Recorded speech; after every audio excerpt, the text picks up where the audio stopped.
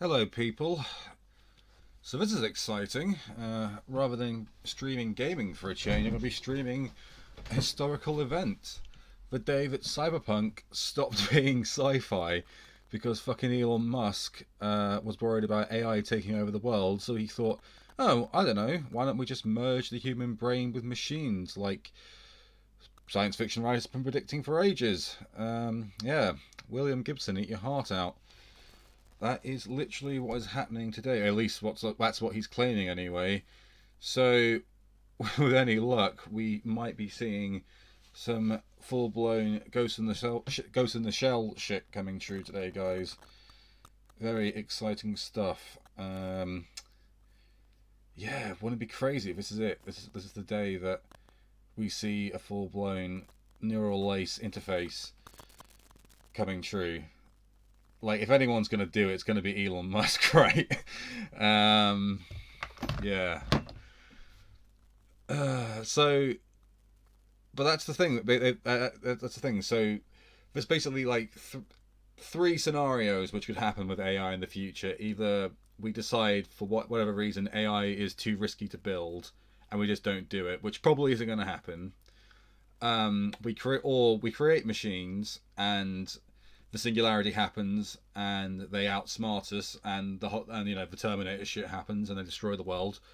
Or the third scenario happens, the cyberpunk scenario, in which we merge with AI. We start becoming cyborgs, we start interfacing that way, and we're able to maintain some kind of control over them and evolve with them, and enter into the age of transhumanism. Um, yeah, we might be seeing the start of that today. I mean, if you ever felt like you were living in a Black Mirror episode, like today's the day when you can pretty much be be sure that's literally what was happening to you. Yeah, fuck, guys. As if this year couldn't get any more crazy, right? Um, uh, so yeah, before it gets started, and hopefully it should be on time in about 10 minutes. Um, yeah, I suppose I should probably introduce myself. I'm Tom McCaughley, the author of Silicon Burning, the first in my series of cyberpunk crime thrillers. Yes, it's on Amazon at the moment. Before the stream starts, I guess I'll just read you the synopsis. I've been playing through Deus Ex recently, so reading the synopsis sounds really good against the Deus Ex soundtrack, but we'll have to do without that for the moment. Although, I guess I could just bring it up on.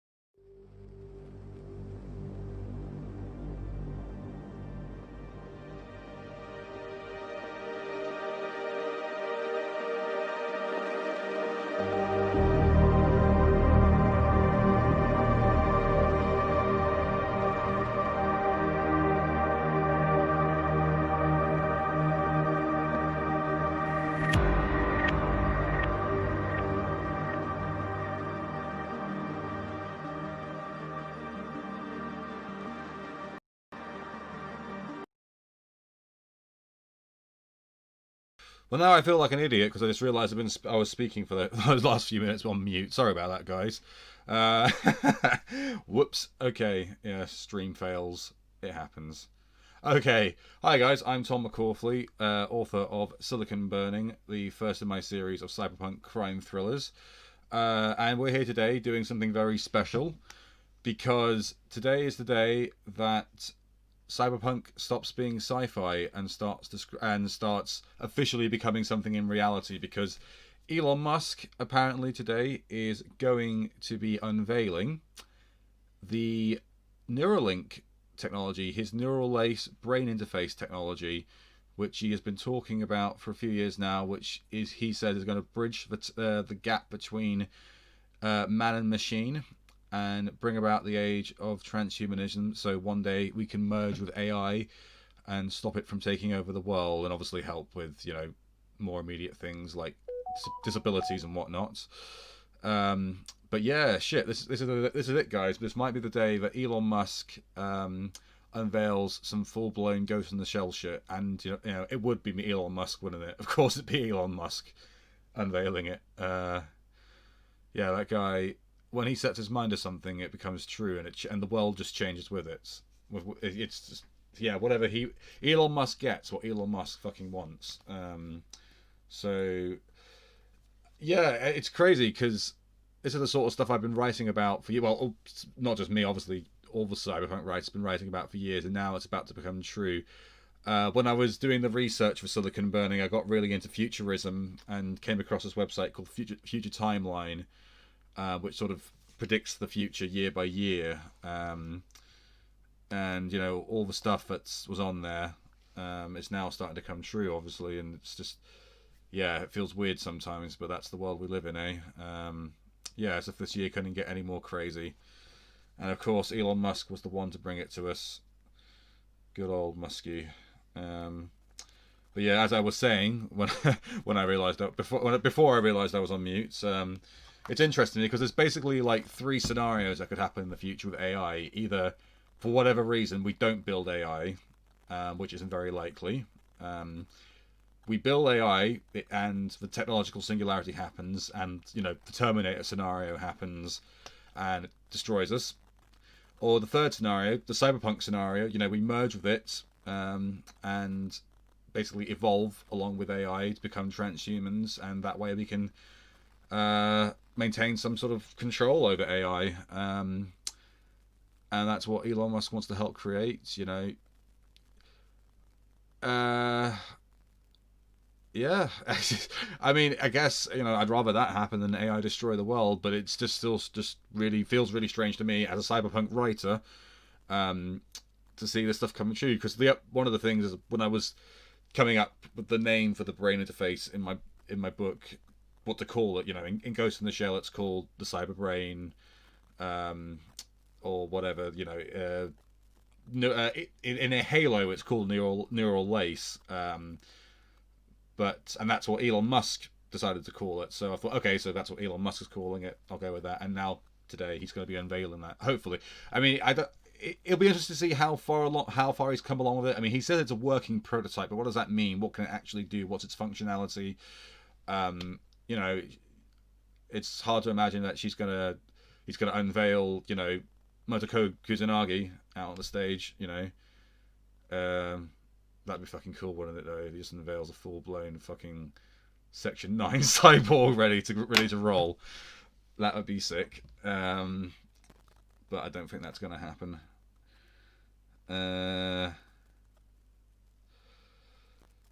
Yeah, I mean, he was saying the other day that it can be used to stream MP3s into your brain. If it could do that, that'd be cool. That'd be really cool. Because that also means they can do electronic telepathy, subvocal communication. They can do that as well, potentially, just like they have in Ghost in the Shell. So yeah, we might be seeing some Ghost in the Shell shit today, guys. Who knows? In Ghost in the Shell. So yeah, we might be seeing some Ghost in the Shell. So let's have a look. I'm just gonna check in with my girlfriend quickly, see what she's doing.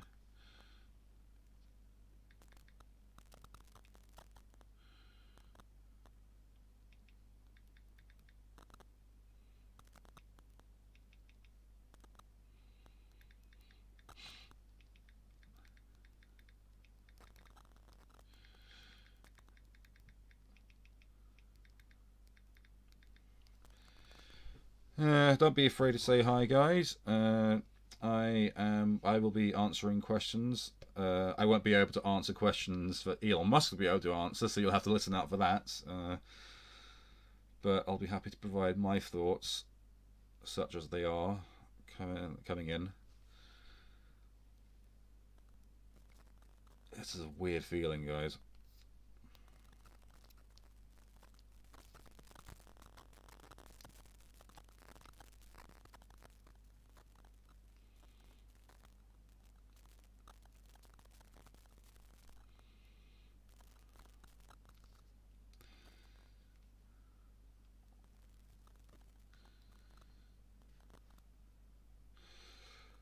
So it should be starting in 2 minutes time.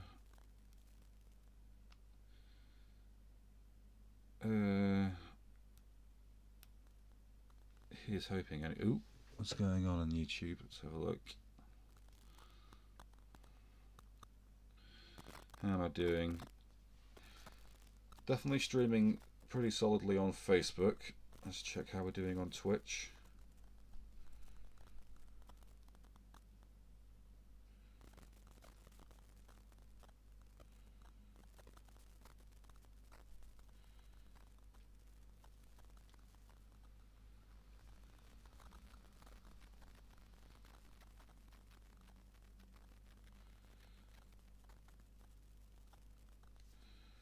Seems to be doing okay.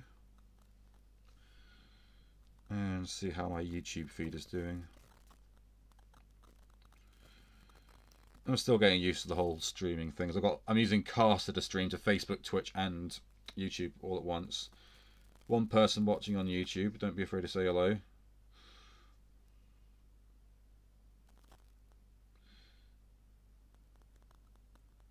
One dislike, dick.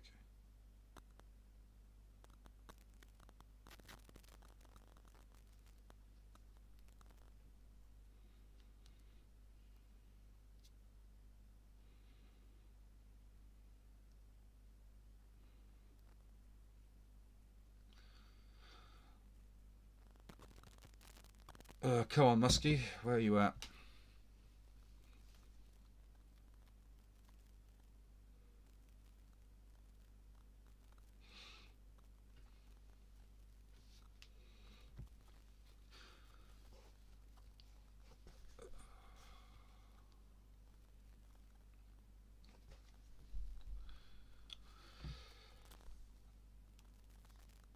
Should be very interesting to see.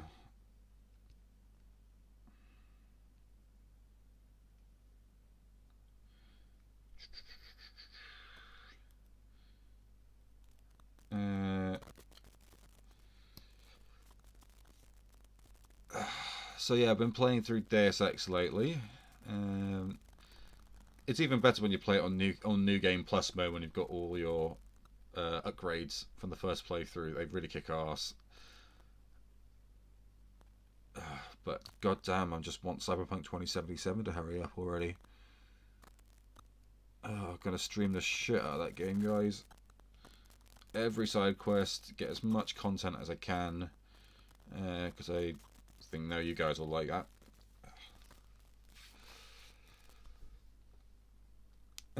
9 viewers on Facebook. That's good. Still trying to build up my audience. Very much new to the streaming thing. I'm an author, people. You know, I've got to write books, not play games. But I do play a lot of games, I won't lie. Smash Bros is my main multiplayer thing at the moment. Or, well, when has it not been my main multiplayer thing, to be honest with you? But yeah, finally cracked Elite Smash. Very happy about that.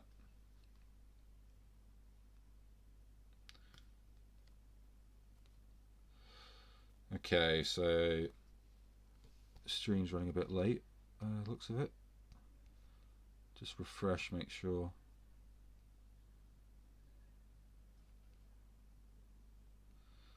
Okay, still nothing.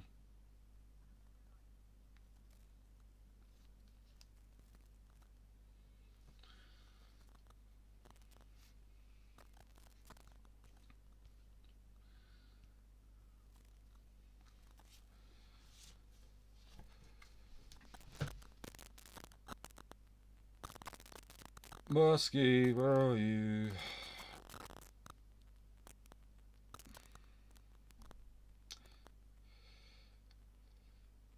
I mean, let's be honest, like, he's not perfect, but he's definitely the best of the tech billionaires.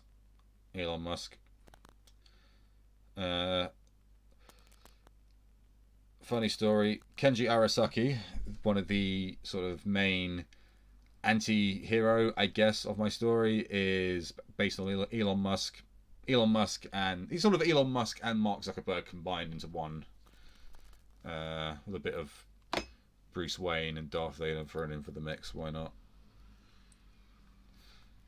That's the inspiration for Samurai, guys. You heard it first, live on stream. Viewership died down because we're still waiting for the damn thing to start.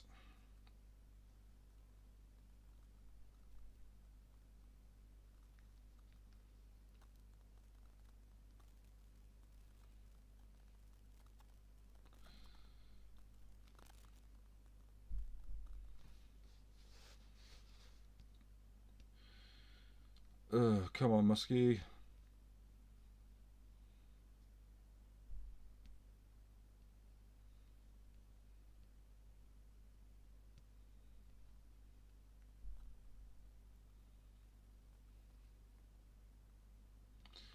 Nope, still nothing.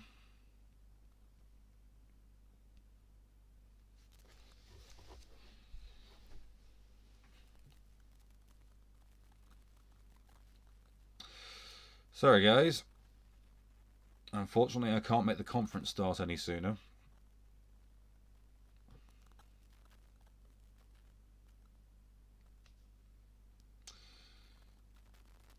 But don't be afraid to ask me any Cyberpunk related questions.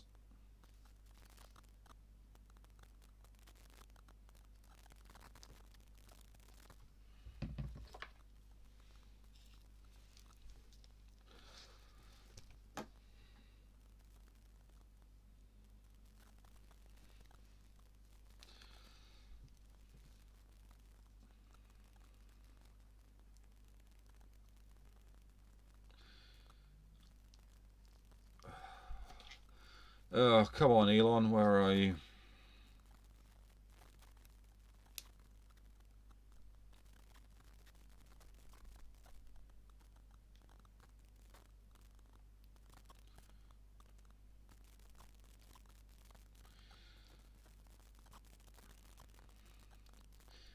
Hurry up already.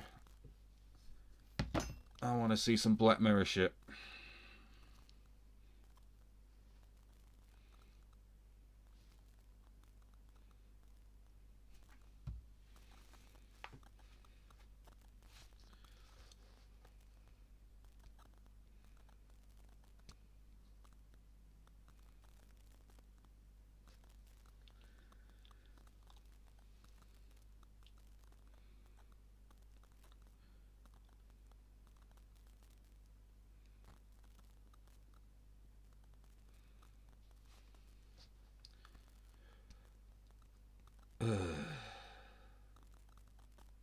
I feel the pain too, guys, don't worry.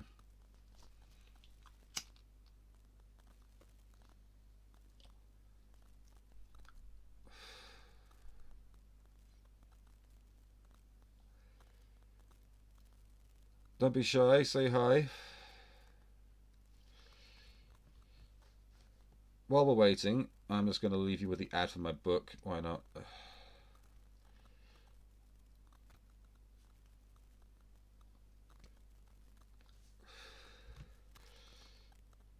You can just chill out with that one. Available on Amazon for just $4.99, guys.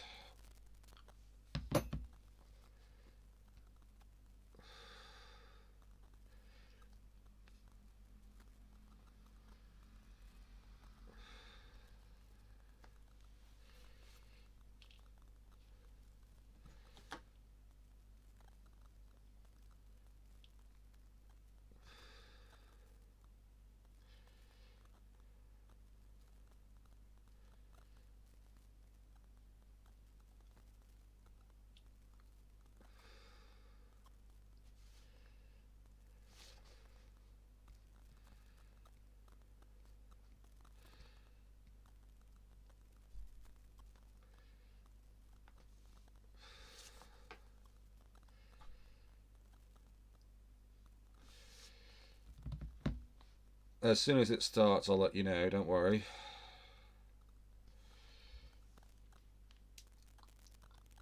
Ooh, something happening?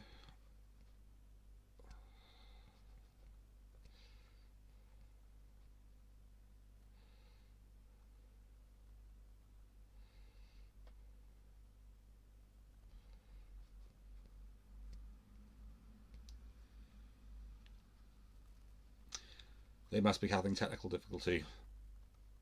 As long as the cyborg hasn't gone wrong, you know. That's the last thing they need. To have someone's brain break down just before they're supposed to be unveiling their brain's interface. That'd be very shit.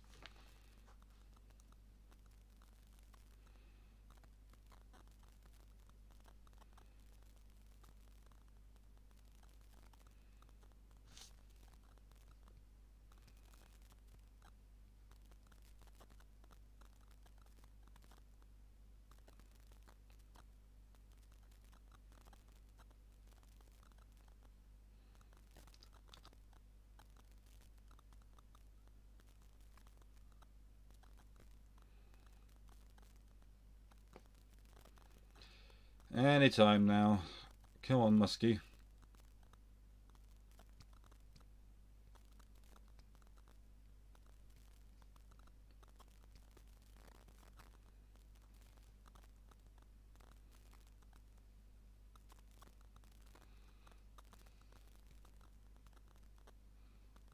Thanks for the super chat. And Michael, thanks for the super chat.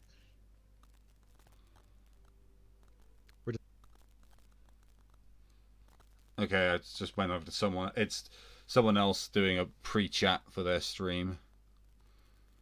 But it hasn't actually started yet, so nothing. Yeah, we're all in the same boat here. Just waiting for the conference to start. Okay, you've probably seen the trailer enough. You're probably bored of that now.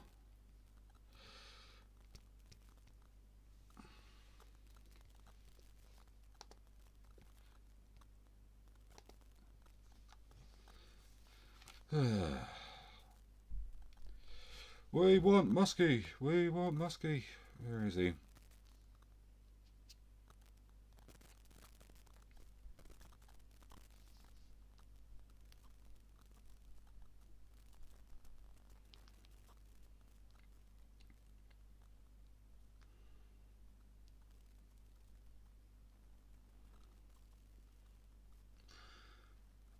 Where is it?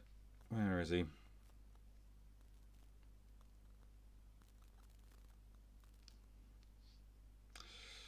Don't be shy, guys. Say hello. Come on, let's get a bit of a chat going. Get a bit of a buzz. Get a bit of a buzz going, because like this might be it. That might be the day that Cyberpunk officially becomes reality.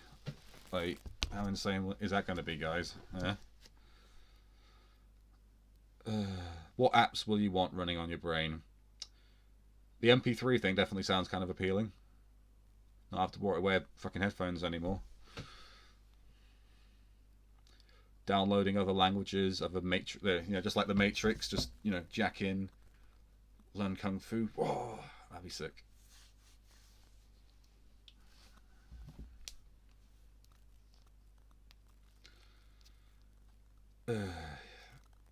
How crazy it would be if that's the thing that he's unveiling today, that he can actually do that. I doubt it can, but if it could. Hello, person on YouTube.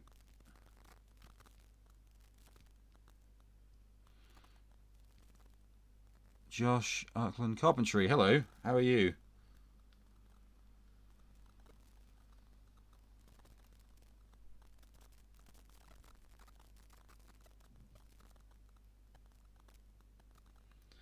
Oh, the person watching along changed to a like. Thank you very much.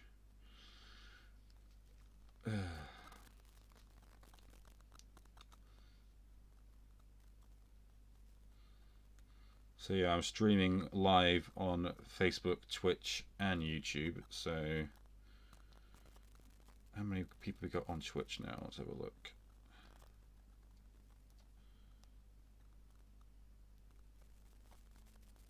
One on Twitch. It's supposed to be starting now, mate. It was supposed to have started like 15 minutes ago, but it hasn't actually started yet. So just sit tight for the moment. Yeah.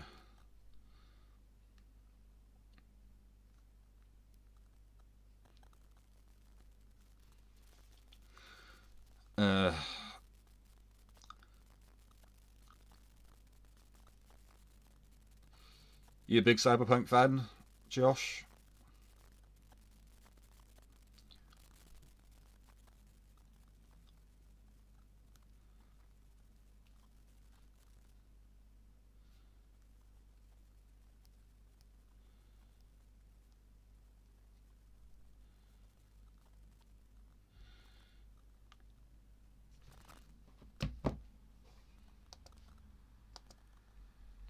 I'm just going to refresh it one more time.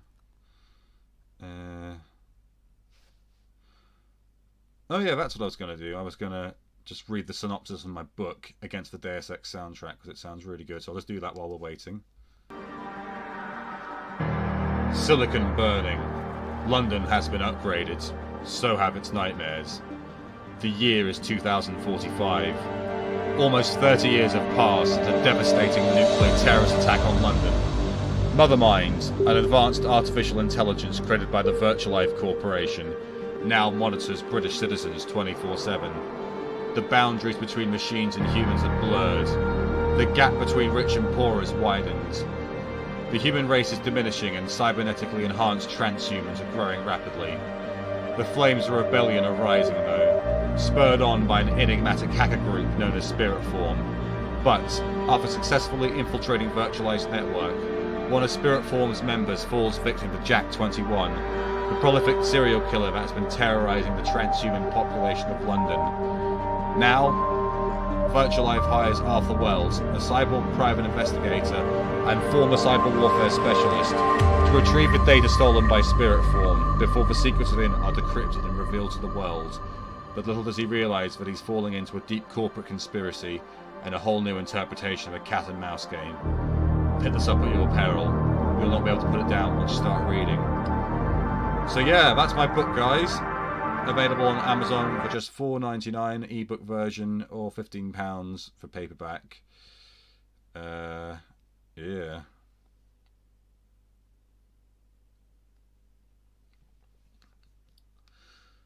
So yeah, feel free to check that out. The link should be in the descriptions below if you're watching on YouTube and Facebook. I share this on about 20 different Cyberpunk Facebook groups, so hopefully I should get a bit of a buzz going.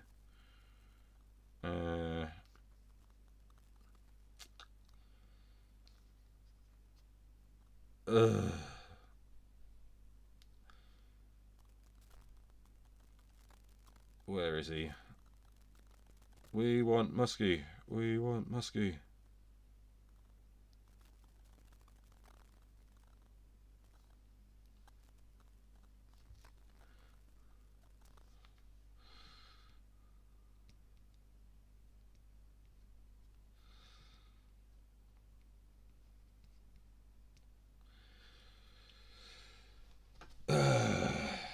Come on.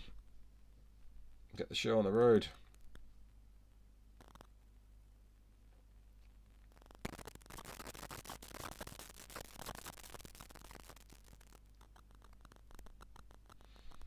Anytime now.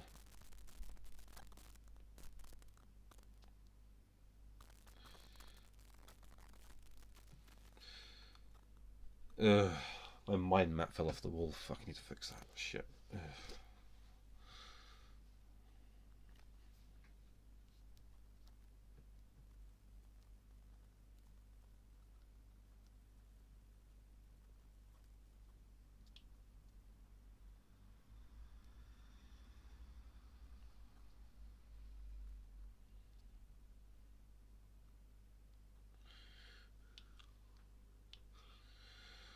I wish I could make the conference start sooner, but unfortunately I can't.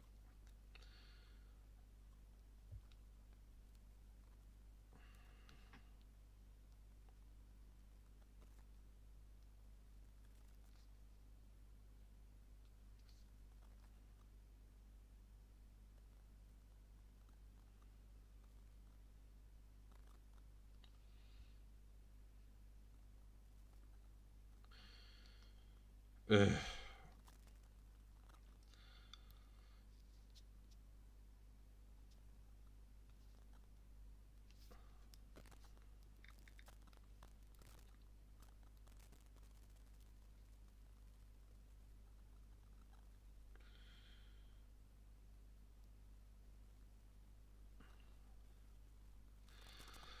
I don't know, guys. This is weird.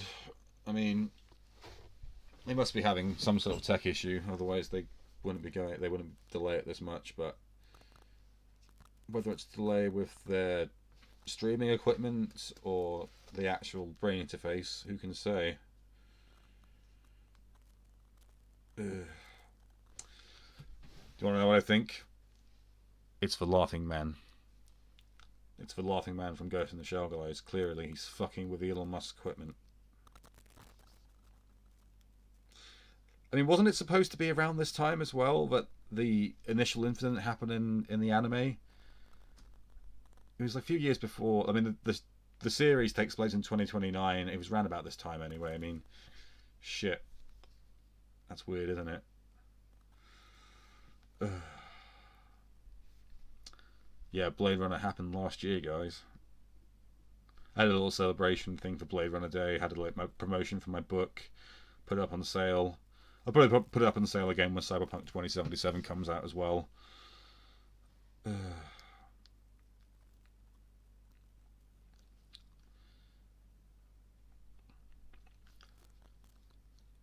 Yeah, sorry, I wish I could make the conference start sooner, but it's taking its good sweet time.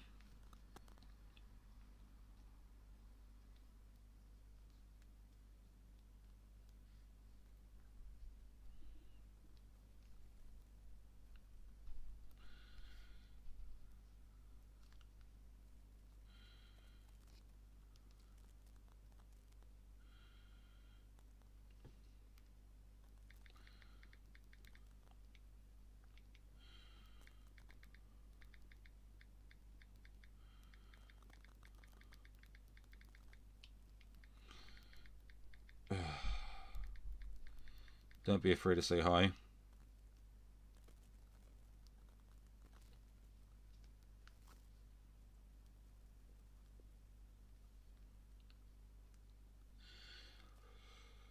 Musky.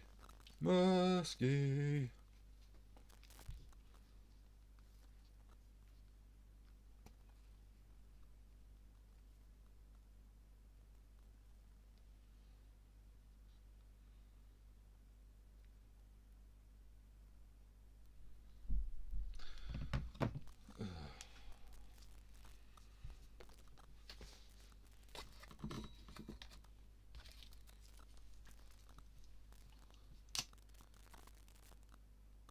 Anytime now. Come on.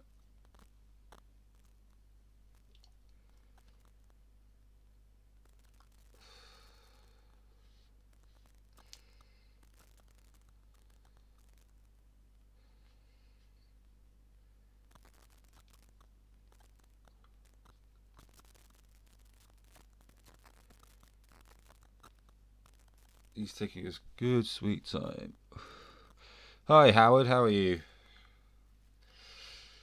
We are just waiting for Muskie to show up. But he's taking his time about it, so I don't know what to say, really.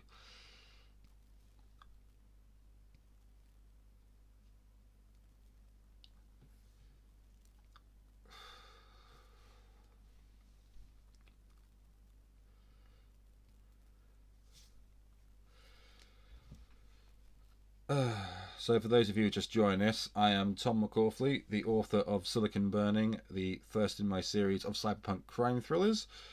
And when it finally starts, I will be live streaming the Neuralink conference where Elon Musk is finally going to make Cyberpunk the reality and merge our brains with machines, and we'll all become full-blown cyborgs if he has his way. So yeah, today's a day where Cyberpunk stops being sci-fi. Very, very interesting times.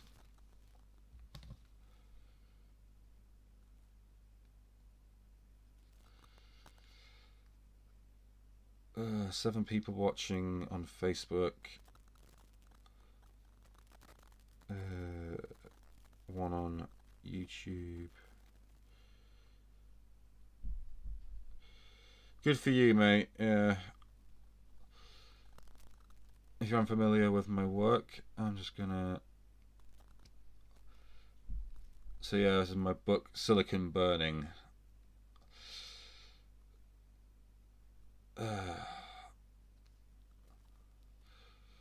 The year is 2045.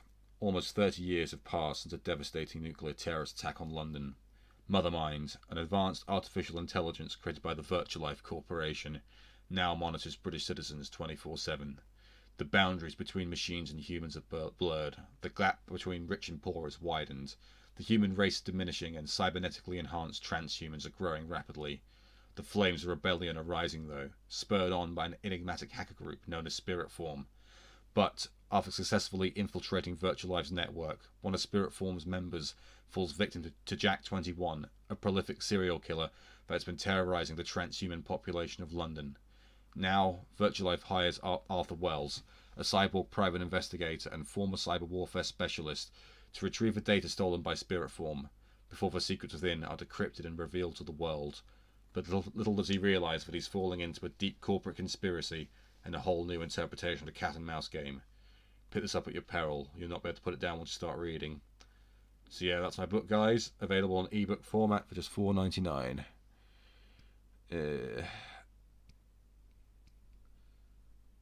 I might read that out a fair few times before this starts.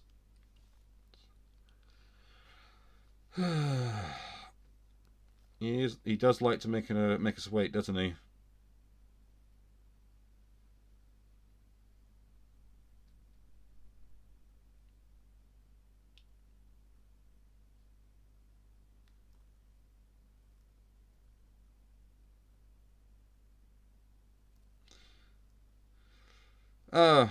Kira's watching along.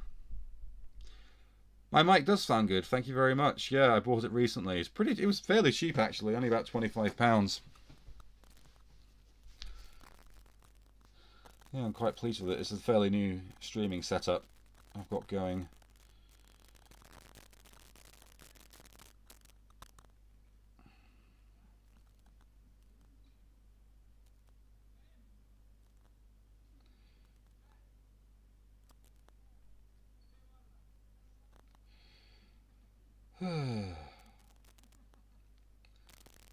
Anytime now.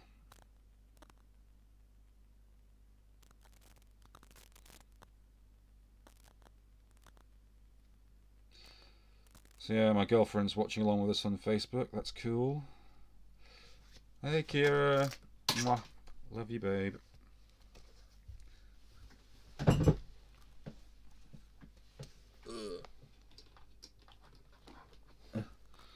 Oops.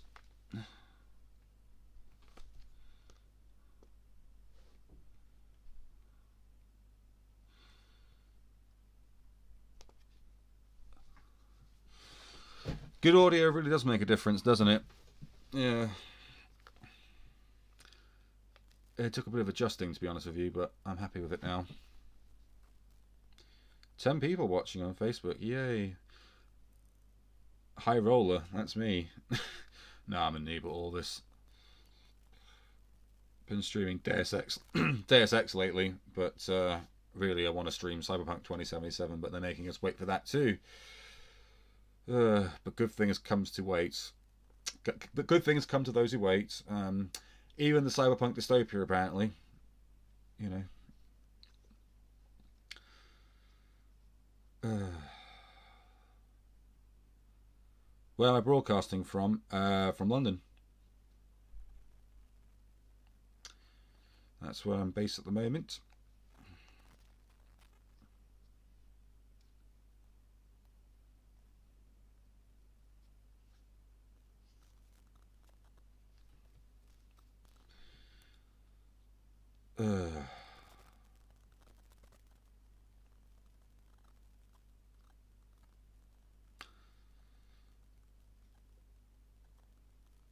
What's taking so long? Is he coming in from Mars? Like, is he going to come in on one of his rockets?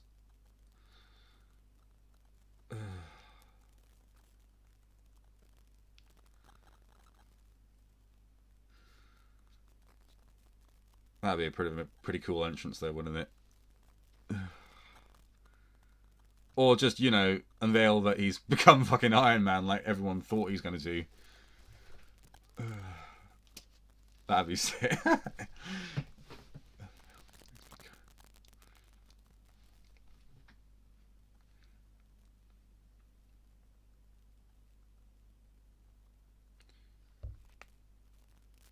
West Java. Ah.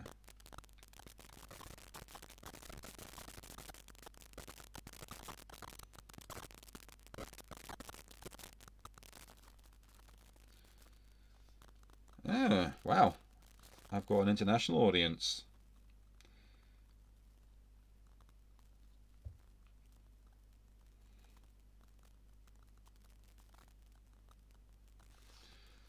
Ugh, where is he? Come on, Muskie, get on the air.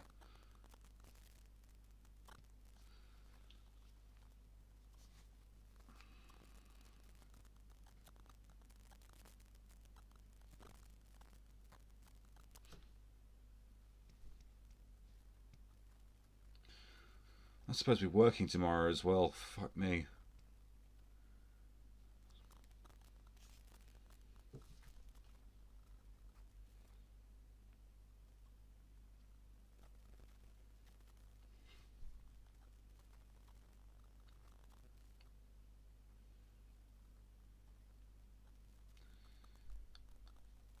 Where is he?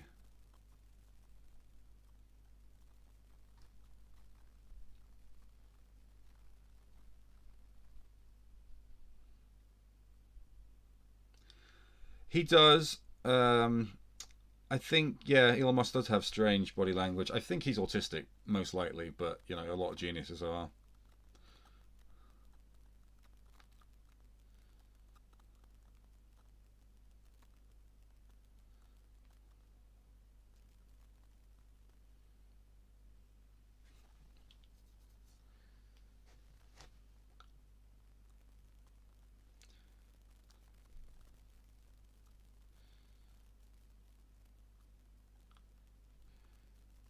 Where is he? Come on.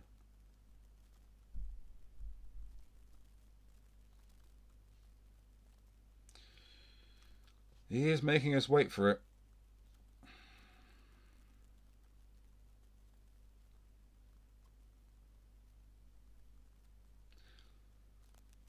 Fuck's sake, come on.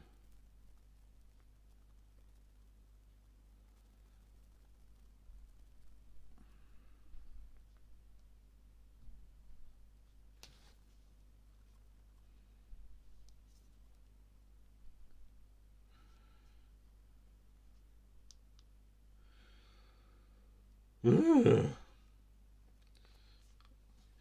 let me do my Chewbacca impersonation. That was terrible.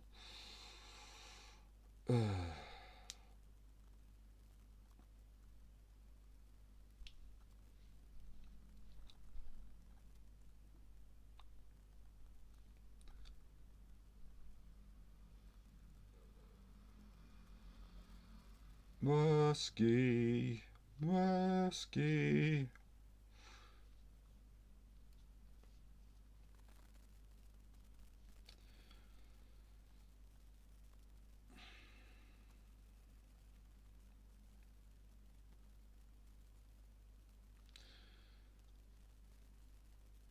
I don't know, guys. If it doesn't start soon, I don't know what I'm going to do.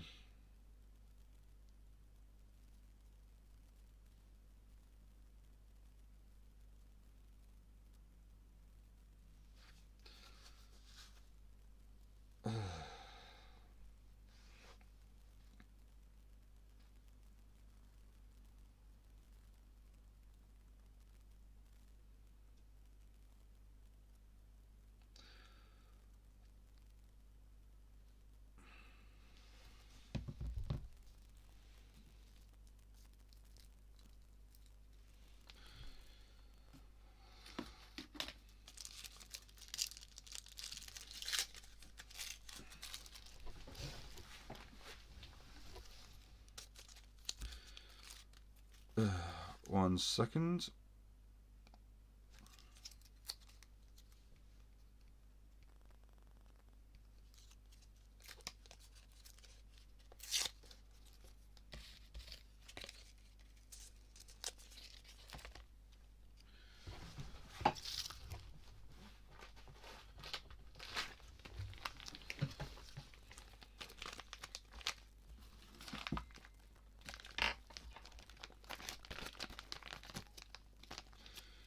BRB.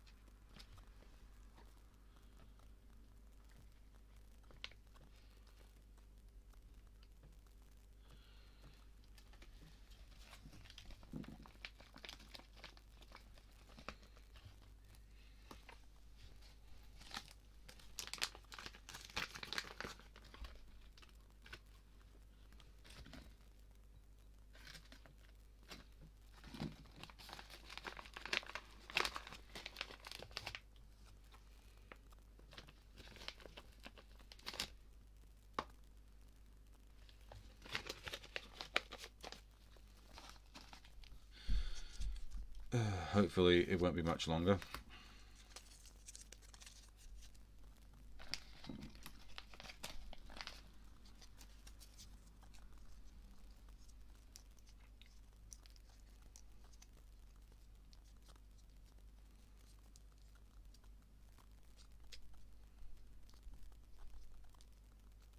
Naturally wired differently. I love distinction there.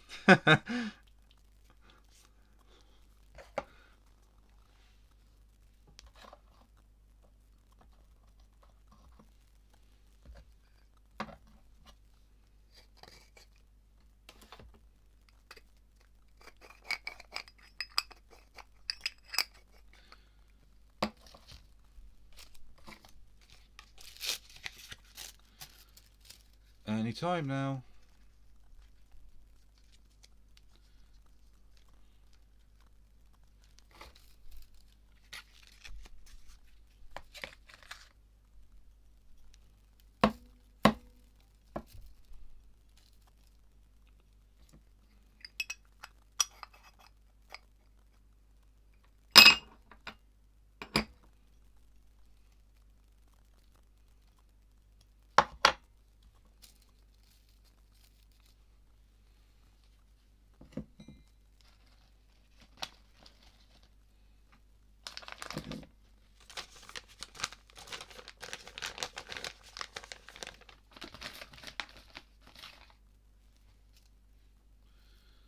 Come on. Where is he? Get the fuck out here, Muskie.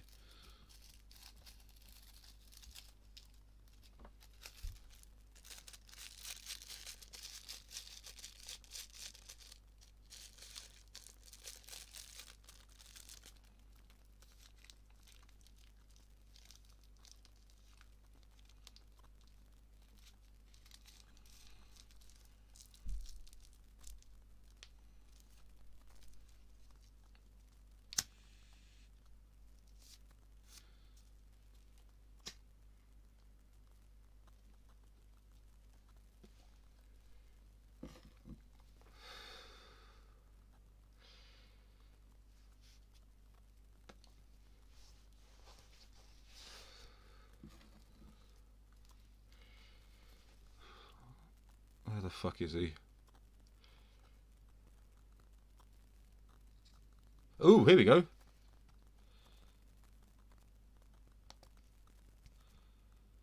Way, finally. Okay, so it's actually video now, not just a holding screen. So something's happening.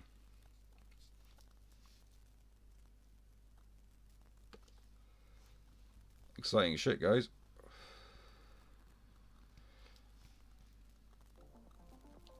Oh, here we go. Oh, what? Okay, so this is the robot they were talking about that was going to actually do the surgery.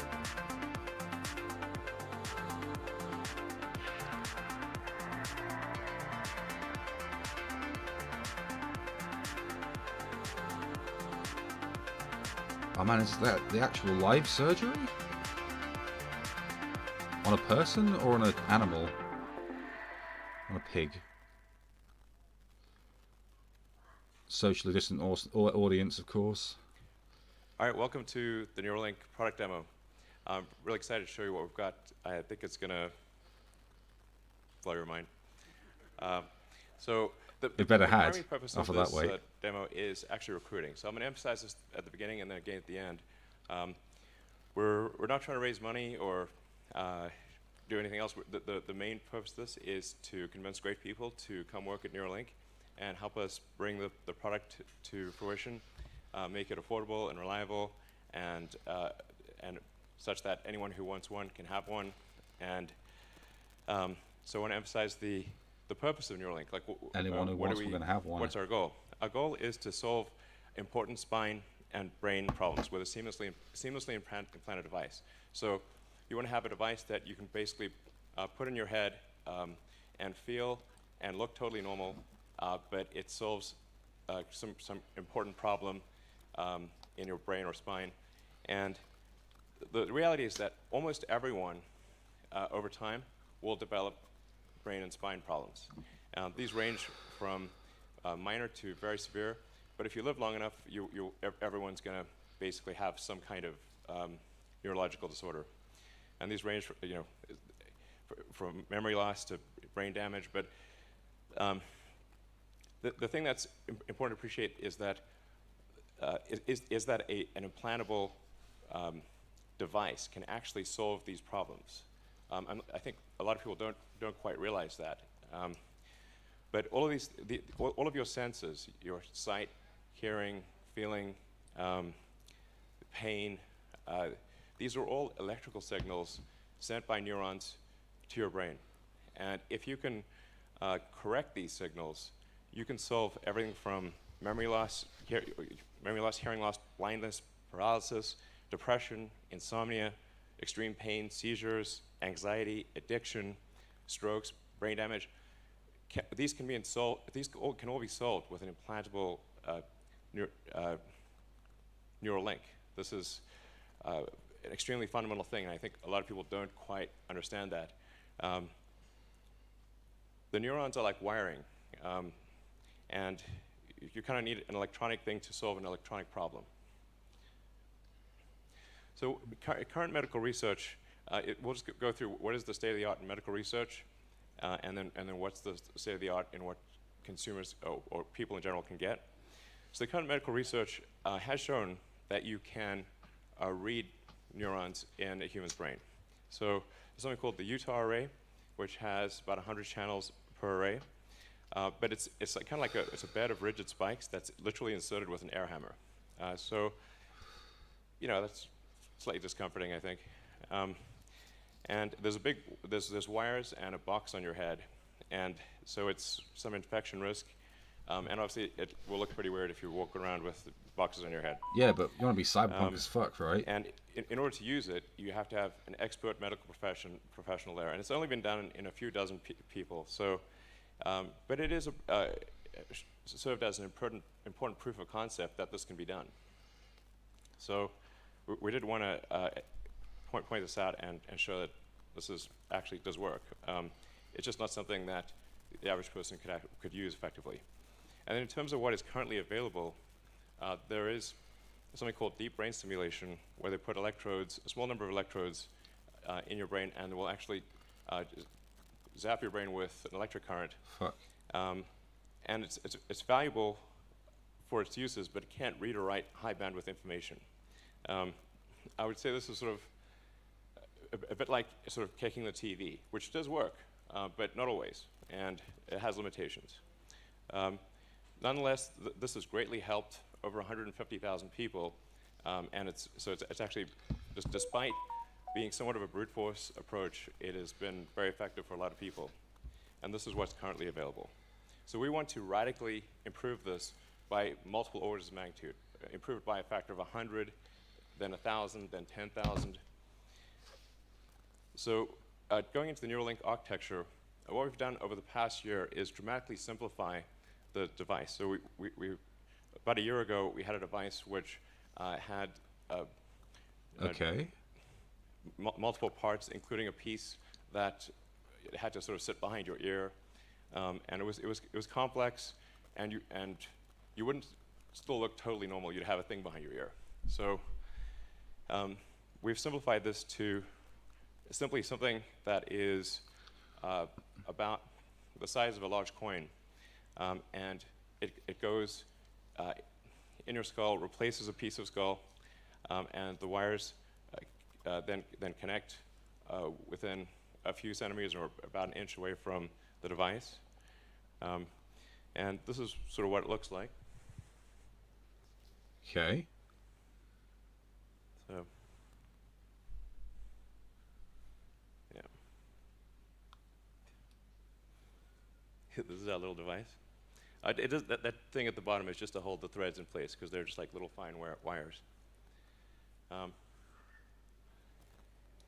mean, frankly, to sort of simplify this, what we're, I mean, it's more complicated than this, but it's, in a lot of ways, it's kind of like a Fitbit in your skull with tiny wires. So, it's comforting. and it's, yeah, so our current prototype, version 0.9, has about 1,000 channels. So that's about 100 times better than the next best consumer device that's available. And it's a 23 millimeters by 8 millimeters. It actually fits quite nicely in your skull, because your skull is about 10 millimeters thick. So it fits, it goes flush with your skull, it's invisible, and all you can see afterwards is that there's a tiny scar. And if it's under your hair, you can't see it at all. In fact, I could have a Neuralink right now, and you wouldn't know. Maybe I do. Fuck. So, and it's also got all the Hope you don't mind me smoking my things that you would cigarette. expect to see, the sensors you'd expect to see in a smartwatch or a phone, like inertial measurement, temperature, pressure. So there's actually a lot of functions that this device could do related to monitoring your health and warning you about a possible heart attack or stroke or other damage, as well as sort of convenience features like playing music. You do a lot. It's sort of like if your phone went at your brain or something. Yeah, maybe that's not a great analogy. Anyway, so it's also inductively charged. So it's charged in the same way that you charge a smartwatch or a phone. And so you can use it all day, charge it at night, and have full functionality. So you would really, Okay. yeah, it would be Just like in my book, seamless. that's handy. And yeah, no wires. In terms of getting a link, so that, you need to have the device, a great device, and you also need to have a great robot that puts in the electrodes and does the surgery. So you want the surgery to be as automated and as possible, and the only way you can achieve the level of precision that's needed is with an advanced robot. So we're really looking for great people who can help develop both the device and the robot.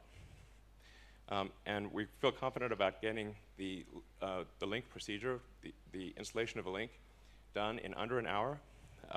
So you can basically go in the morning and leave the hospital in the afternoon. And it can be done without general anesthesia. Nice. So in terms of getting a link, like I said, it's essentially you open a piece of skull, you remove about a coin-sized piece of skull, and then the robot inserts the electrodes. We'll talk more about that later. Then the device replaces the portion of skull that was removed, and we basically close that up with actually super glue, which is how a lot of wounds are closed, and then you can just walk around right afterwards. It's pretty cool. So this is our surgical robot. Straight out of Altered Carbon.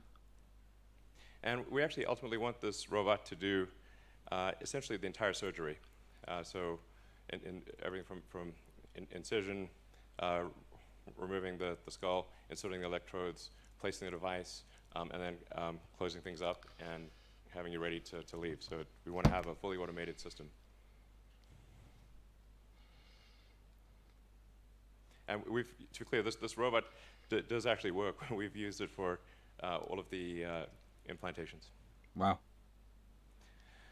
So this shows you at sort of a close-up view, which I think is actually not too gruesome, of the electrodes being inserted in the brain. And if you look closely, you'll see that it's a little counterintuitive that It's like a sewing if the machine. electrodes are inserted very carefully, that there's no bleeding. And so if you have very tiny Jesus. electrodes, and if they're inserted very carefully, So that the accurate. robot actually images the brain and makes sure to avoid any veins or arteries, so that the electrodes can be inserted with no noticeable damage. So you will have no noticeable neural damage in inserting the link. Yeah, like you sort of think like if you stab something with a wire, surely it will bleed, but actually at a really small scale, it does not. So, does it actually work? And what I'm excited to show you, I call it like the Three Little Pigs demo. And if our animal handlers, we're bringing out the pigs, and what we're going to show you is a. Okay, so it's an animal I'll test, walk not... right over and show you.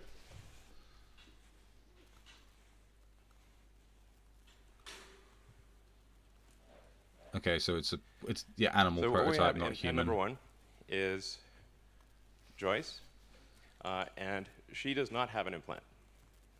Obviously healthy and happy. We're trying to get Gertrude out, and this is how you know it's a live demo. She's like trying to eat something in the corner of her pen. Come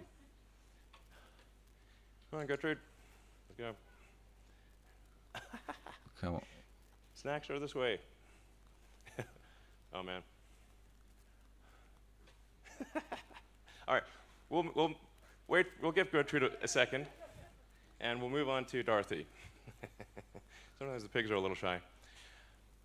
So here's Dorothy, and in the case of Dorothy, Dorothy used to have an implant, and then we removed the implant. So this is a very important thing to demonstrate is reversibility.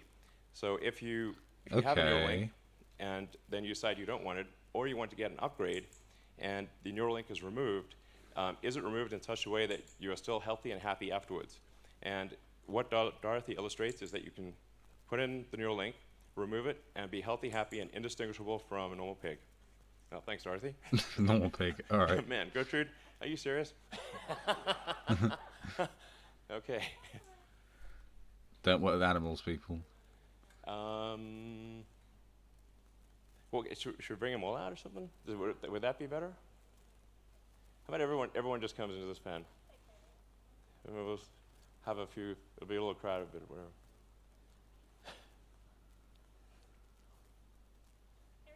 Okay. Hey. All right. Well, is Gertrude still back in the thing? Yeah. Okay, we need to bring Gertrude out. Yeah.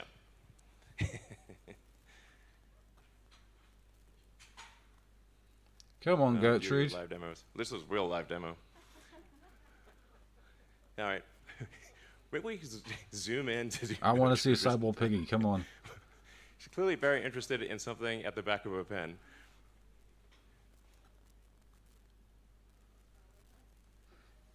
Or maybe it's just the Wi-Fi interfering with her.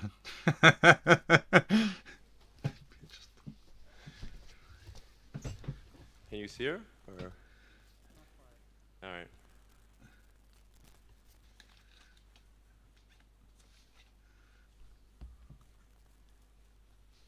This might take a sec.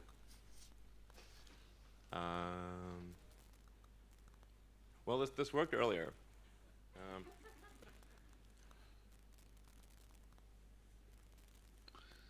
Come on, Gertrude. God, you wait for ages for the stream to start, and now you've got to wait for them to get the bloody pig into the pen. It's typical, All right, cool. right?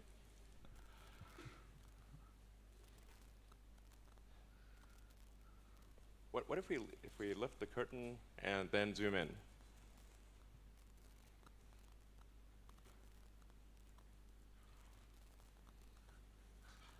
All right.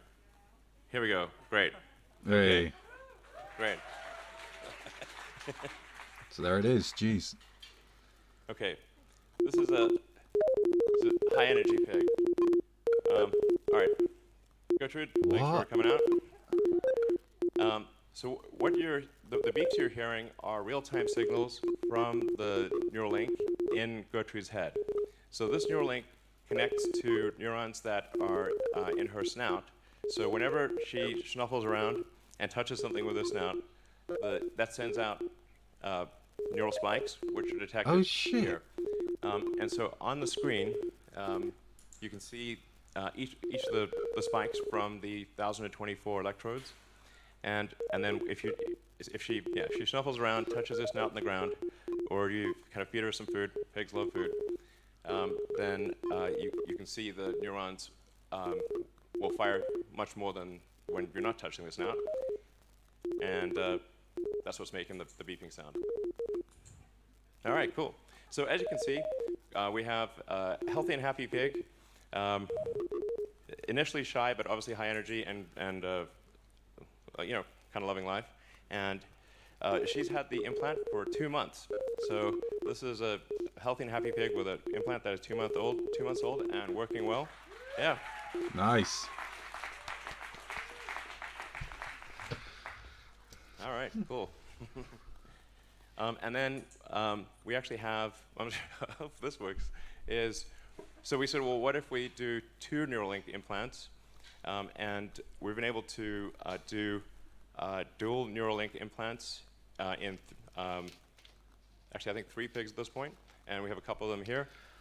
And we've been able to show that you can actually have multiple Neuralinks implanted, and again, healthy and happy and indistinguishable from a normal pig. So, Multiple.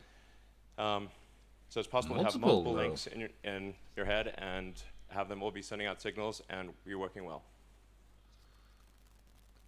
So that's like different level cyborgs. Yeah. Phew. All right, so we just showed you a demonstration of reading brain activity. And see, probably see that.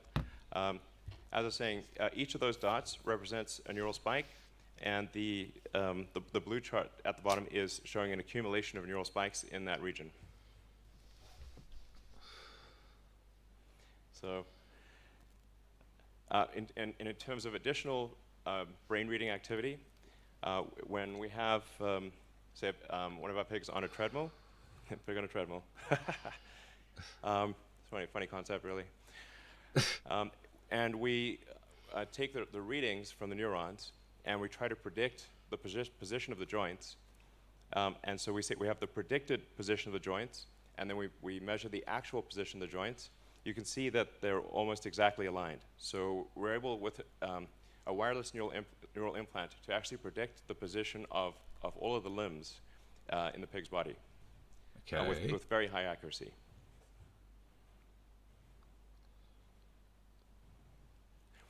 Now, in terms of writing to the brain or stimulating neurons, we obviously need precise control of the electric field in space and time.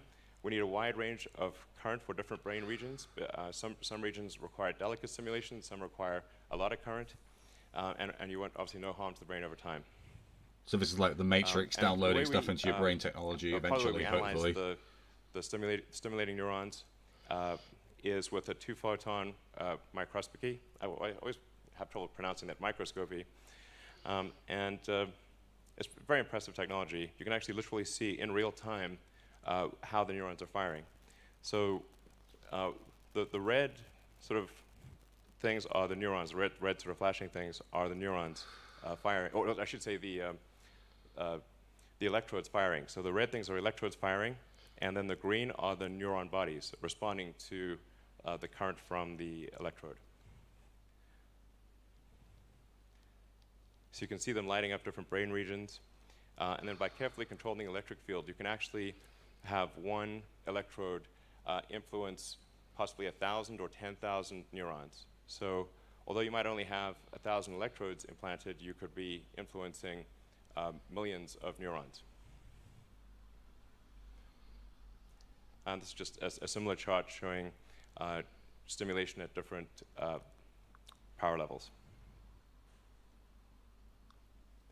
So like I said, for the initial device, it's read-write in every channel with about 1,024 channels, all-day battery life, recharges overnight, has quite a long range. So you can have the range being to your phone, I should say. That's kind of an important thing. This would connect to your phone. I read that as well. Or so smartwatches in my book. The application would be on your phone, and it would be communicating by essentially Bluetooth Low Energy to the device in your head. That's why I say in a lot of ways it is like a Fitbit in your skull with tiny wires. So, and then like I said, you would not be able to see the device at all. You would look completely normal and just have a small scar under your hair. And we're making good progress towards clinical studies. I'm excited to announce that we received a breakthrough device designation from the FDA in July, thanks to the hard work of the Neuralink team. Nice.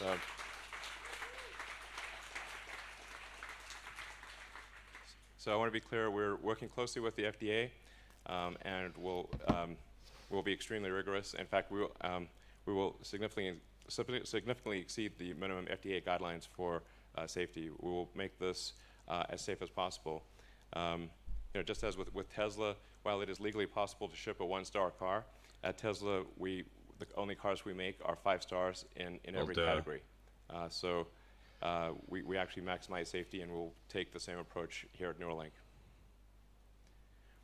And then to emphasize again, what the goal of this presentation is recruiting. We want people who are great at solving problems to join the company and help us complete this device, take care of the animals, write the software, create the chips, and productionize everything. So we need like robotics engineers. I think we also especially need people who have worked on and shipped products. So if you've like shipped a smartwatch or a phone, or any kind of complex electronics or complex device, or advanced medical devices, we'd love for you to contact us and consider working here.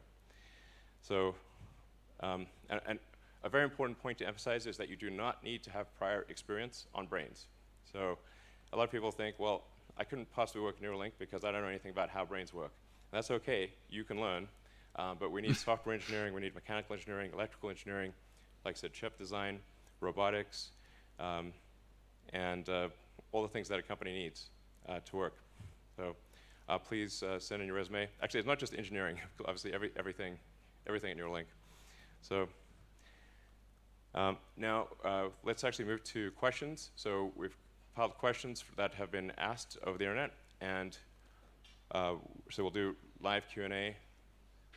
So bring in a bunch of people from the Neuralink team.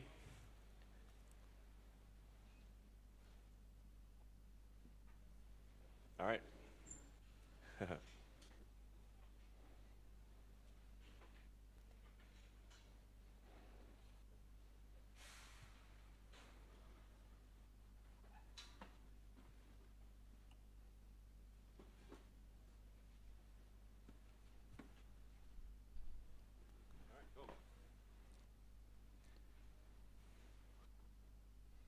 All right, so if you have any questions, please submit your questions to the Neuralink Twitter account, and we will try to answer as many questions as we can over the next hour. And feel free to ask hard questions, there's no problem, and we'll do our best to answer them. All right, let's move over to the team. Perfect. Yes, we will continue monitoring questions until the end of the event, so please keep sending them in over Twitter. Elon, do you want to come join us? All right, so the first question is, Definitely less than 2 minutes how is apart. the spike detection implemented? Is it on the ASIC? Is it hardware and software updatable? Yes. Yeah, I can answer that. So I'm Paul. I work. I've had a few different hats. I've worked a little bit on digital chip design, and more recently working on some of the algorithms, trying to decode the signals from the brain. And the spike detection algorithm, there's historically been many ways of detecting spikes. Typically, people will record data offline and then look for characteristic shapes. But here, we're interested in detecting spikes online. And there's a number of simple algorithms that you can do, for example, like detecting just a threshold. And where we've been interested in doing a little bit better than that. So we actually look for particular shapes, characteristic shapes that we think are spikes. And so we're doing this on the chip. It's for all 1,024 electrodes. There's bandpass filtering that's happening on the chip. So if you think of these as like little microphones sending audio information, we're basically filtering all of that in real time and then looking for these characteristic shapes. You can configure what sort of shapes you're looking for, and that information is what's being sent out. The raw information coming from electrodes is way too much to send out over Bluetooth. So when you're seeing those beautiful spike rasters on the screen, those are the detections that we have coming straight from the chips. Got it. And just for everyone who doesn't know, can you just explain at a basic level what a spike is? Sure. So traditionally, people think of spikes or action potentials as the electrical events that happen in neurons, and as the primary form of communication between neurons. And so this is a hysteresis event where you have currents that flow and generate this. You can think of it as being a digital signal, a 1 or a 0 that's being sent in time, where neurons will send that signal to often thousands of recipient neurons. Awesome, thanks, Paul. So I got a question from Toby on Twitter. He asks, what can be further done to simplify the device installation progress? So we're working on making the device as small as possible, of course, with the robot taking more and more of the responsibility away from error-prone human surgeons. We're hoping to make the process faster and safer. Actually, it might be good for people to say, who they are and what they do. Oh, I'm Matthew McDougall. I'm the neurosurgeon, the head neurosurgeon at Neuralink. Thanks, Matt. Is there anything specifically from the robot that can be done to make this faster and safer and scalable to billions of people? Yeah, I guess we've started with just implementing, robot manipulating the threads. But we definitely need to expand to essentially doing the entire surgery with the robot. So there's nothing like really, as far as I can tell, fundamentally like stopping us from doing that, sort of like at a fundamental science level. It hasn't been done in the past, I think, probably just because like volumes of surgeries hasn't been needed. But specifically for us to scale up to, many hundreds of thousands or millions of patients, we will need to automate like the entire surgery essentially. Awesome. Thank you, Ian. Garrett asks, what are some of the lower bandwidth activities to target first? Is it muscle movement? Is it auditory signals? What level of bandwidth is required for effective use?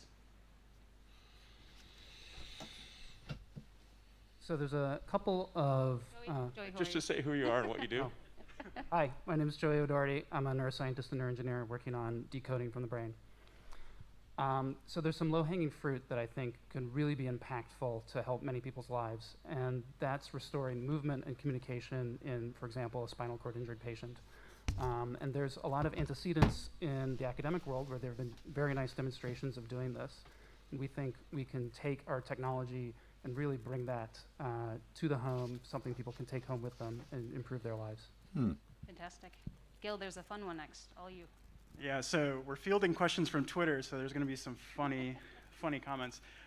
First question is, who are you and what do you do? I'll lead with that. And the question is, can the Neuralink chip allow you to summon your Tesla telepathically? Definitely, of course. You heard it here first. That's a definite 100%. Carlos, that is the answer. Yep. Just one bit of information. Yeah, it's very easy. That's an easy one. Actually, Max, this might be a question for you. Is like some of the questions we had on Twitter was, how do you see the Neuralink device and the essentially API growing over time and allowing developers to interact with the device? So there's interesting questions long term about whether you do decoding on head or on a phone or on a computer. Ultimately, so at 1,000 channels, it's possible to send all the spike data to a phone and do processing there. As this gets bigger and bigger, you're going to be more constrained by the radio, so you're going to want to push more of this on head, and that changes your programming model. But really, the APIs you're getting either bin spikes or you're getting raw waveforms, and that's like, you can consume it basically like an audio feed. Yeah, it's worth noting, like the lossless compression of the data stream is about 100 kilobits with 1,024 channels. Excellent. So this one came up a lot, and this particular question is from Yosef, but will this technology ever be used for gaming? Yeah, probably. 100%. 100%, yeah. I think that a good benchmark of does it work well in humans is, can a quadriplegic, does it work well enough for them to play StarCraft? I think that's a good functional target. For sure. Yeah. Awesome. We'll pull out back from the Twitter questions that are kind of funny. This is a question for the efficacy of the device. Right now, is the device limited to surface layers of the brain only, or can we go deeper? And if not now, what's holding us back from going deeper into the brain? We are planning on modifying the device and the robot to be able to sew into arbitrary depths of the brain. Right now, we're limiting ourselves only to the cortical surface because that simplifies many of the problems involved with going a lot deeper. And what kinds of things can you solve on the cortical surface versus when you go deeper? Sure. So a lot of the low-level processing happens in the cortex in terms of motor intention, sensory information that comes directly in. So your hearing, your auditory percepts, your visual processing, a lot of that happens in the cortex. I mean, you could solve blindness. You could solve paralysis. You can solve hearing. You can solve a lot with just by interfacing with the cortex. And to be clear, we actually do insert, I guess, about 3 or 4 millimeters into the cortex. So these electrodes are sensing from multiple layers within the cortex. There are deeper brain systems that are underneath your cortex, like the hypothalamus, and I think that is something we'd want to interface with for sure, because that's going to be important for curing things like depression, addiction, that kind of thing, anxiety. But yeah, like I said in the presentation, overall we're aiming for a general purpose device, and really the thing that would change from interfacing with the cortex versus deep brain systems is kind of the length of the electrode. So we just need kind of longer wires and to adjust the robot in order to access deeper regions of the brain. Awesome. Ian, did you have anything to add? The robot is designed, like the full length is like 7 centimeters or 8 centimeters. Yeah, so right now we're designed for like 6 millimeters. The actuator itself isn't actually limited to 6 millimeters. You can go much deeper. That's sort of, in addition to scaling out sort of to the rest of the surgery, also scaling to deeper, which is mostly a sensing problem. So the ability to avoid deep vasculature is sort of an interesting problem that we're working on in the robotics world here. So yeah. Lots of cool problems in the robot. And you're leading robot engineering. Yeah, sorry, I'm Ian. I lead the robotics program here. Robot is a man's best friend. All right, next question is, what is the most challenging problem that must be solved in order to meet Neuralink's ultimate goal? Well, I think one of the hardest problems is kind of, I'd say, material science and especially the installation of the electrodes. What would you say? Yeah, absolutely. Also, you want to introduce yourself? So I'm Felix Deku. I currently lead the microfabrication team. My team makes up of a group of process engineers and material scientists. And our job is to make the tiny wires, as Elon referred to them, what we call the threads that are implanted in the brain. And of course, the threads are made of conductors and insulators. And choosing the right material that is amenable to the brain and compatible to the brain is something that our team have expertise on, and we work seriously on interface engineering just to make sure that our layers are actually well thought through, well designed, and at the end of the day, when we implant this device, they'll be actually functional for either reading or for writing in the brain. Yeah, and I think it's going to be important in terms of material science problems, is making sure. Didn't they discover that something that the recently? threads, the electrodes, can last for decades in the brain, which is a tricky thing because it's a very corrosive environment, and you're in a dichotomy where you want to read and you want to sense electrical signals and you want to generate electrical signals, but you don't want to corrode the electrodes over time. So you need to have an insulating layer that is very robust, but also very, very thin. It has to be just the right amount of insulation, and it has to stay that amount of insulation over time. So this is why I think we think probably like a silicon carbide type insulator is probably the best long term from a material science standpoint. But silicon carbide is a tough material to work with, but that's probably the right choice long term. Would you say? Yeah, I totally agree. And it's also, apart from its electrical properties, it also helps with adhesion between the metal layers and the polymer substrate.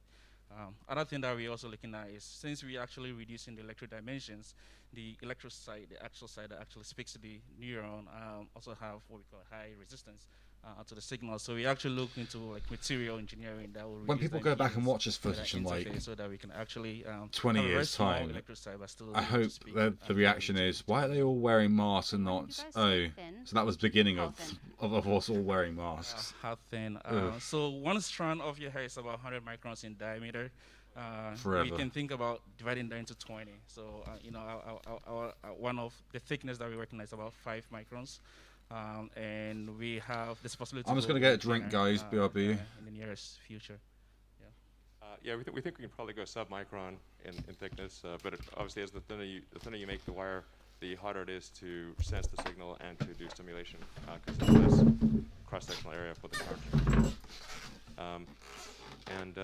In terms of upgrades, that's part of why I wanted to show the explanted plig, is to show that you can actually take the device out. And there's no observable behavior change. The pig is as happy as before and healthy, and I think this is going to be important for upgrades because obviously if you get an early device, then by the time, let's say you get version 1, probably by the time we have version 3 or 4, you want to upgrade. You wouldn't want version 1 of a phone and 10 years later everyone's got version 3 or 4. So it's going to be important to be able to remove the device and upgrade it over time. So over time, the Neuralink would do even more than it did before.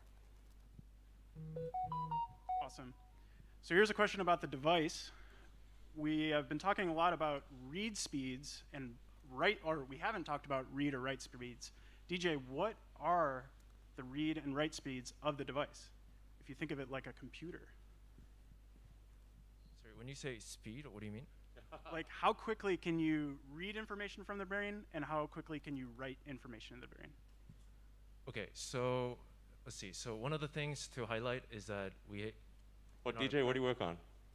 Yes, my name is DJ Sa. I'm leading implant electronics development. Like a chip design. And a chip designer, electronic engineer. So the prototype that we were showing, it has 1,024 channels. All of those channels are capable of recording and also stimulating.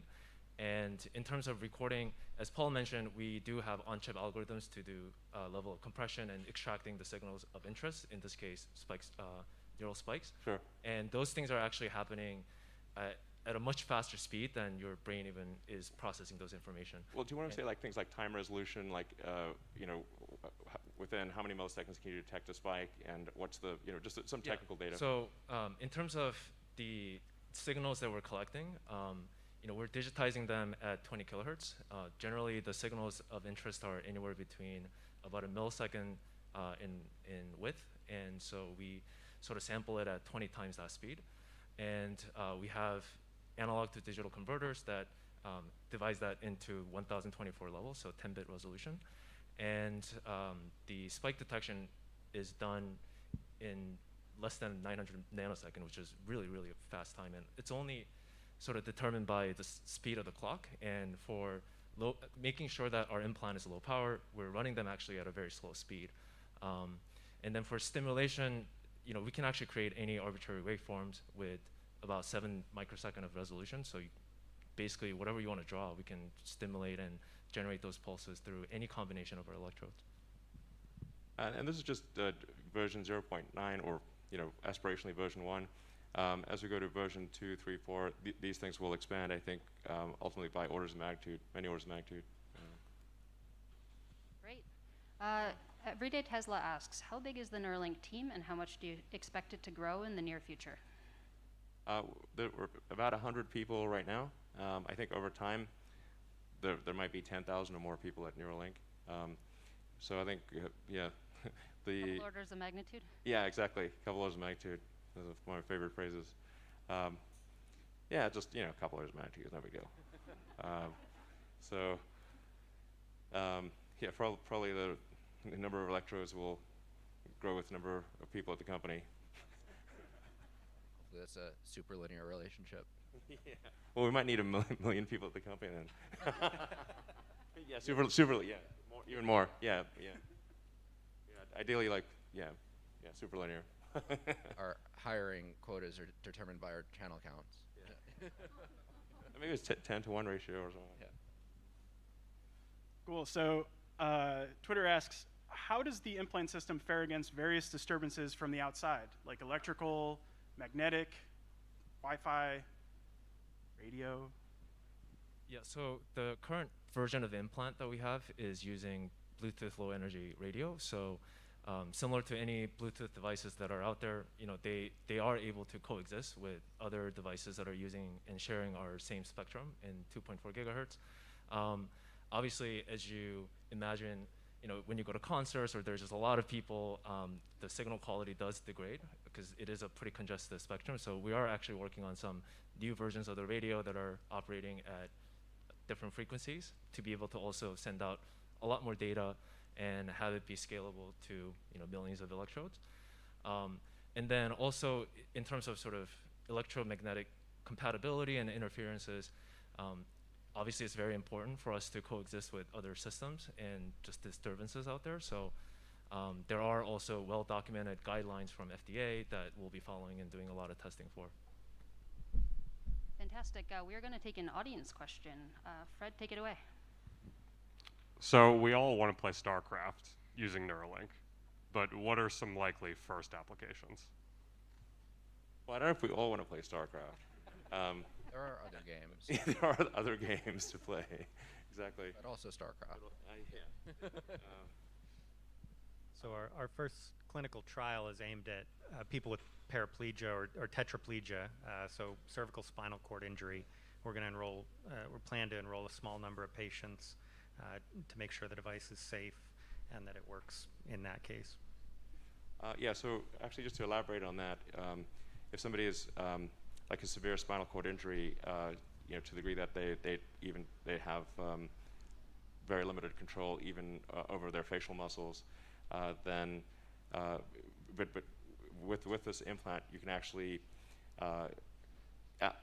think just by thinking you can output words, and you can type, and you can control a computer, control a phone, and which is pretty wild.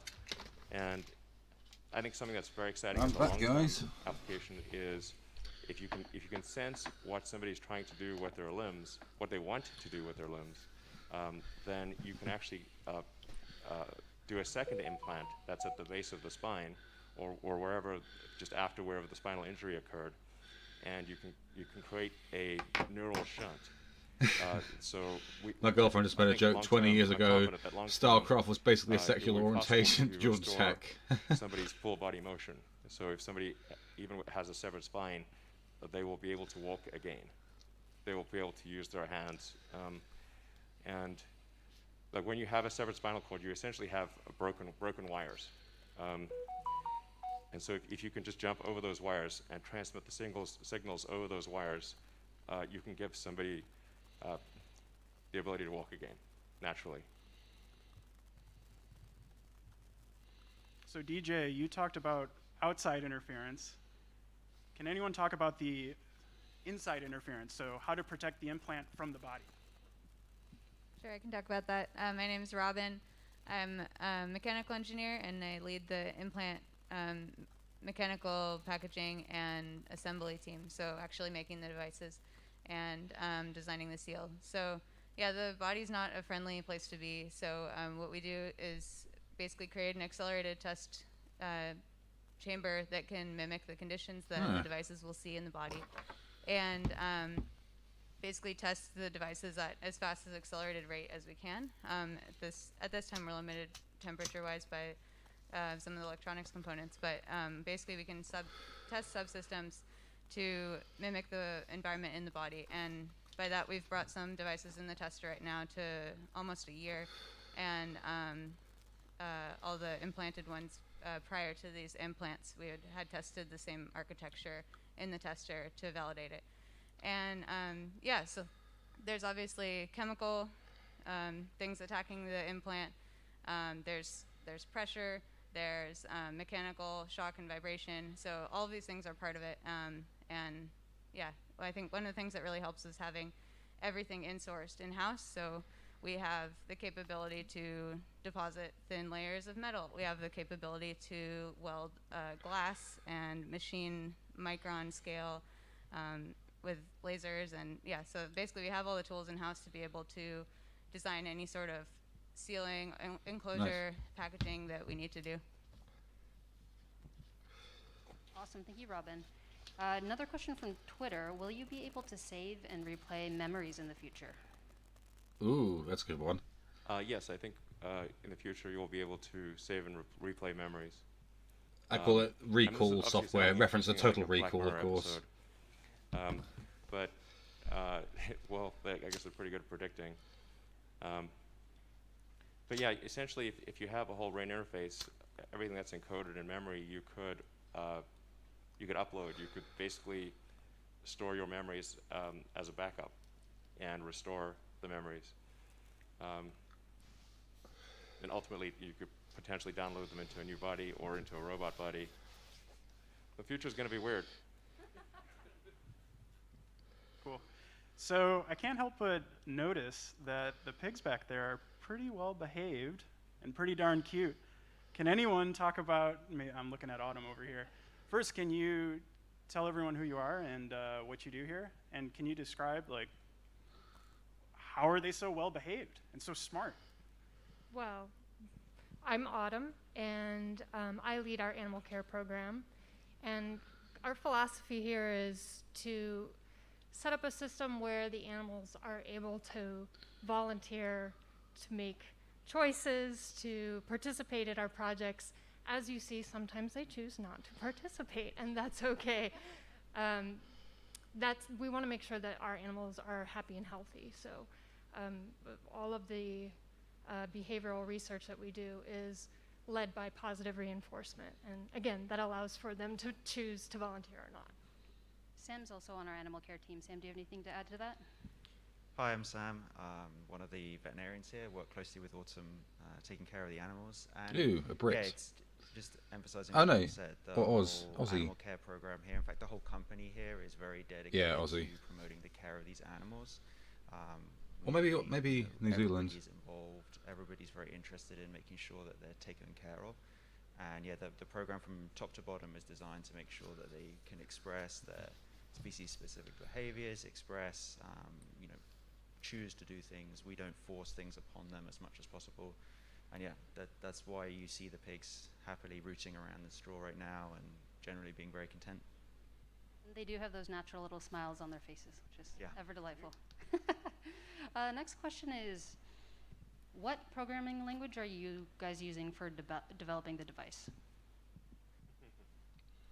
Several. Yeah, we use several different types of programming languages. So for chip development, a lot of Verilog for doing low-level programming at the kind of the register transfer level.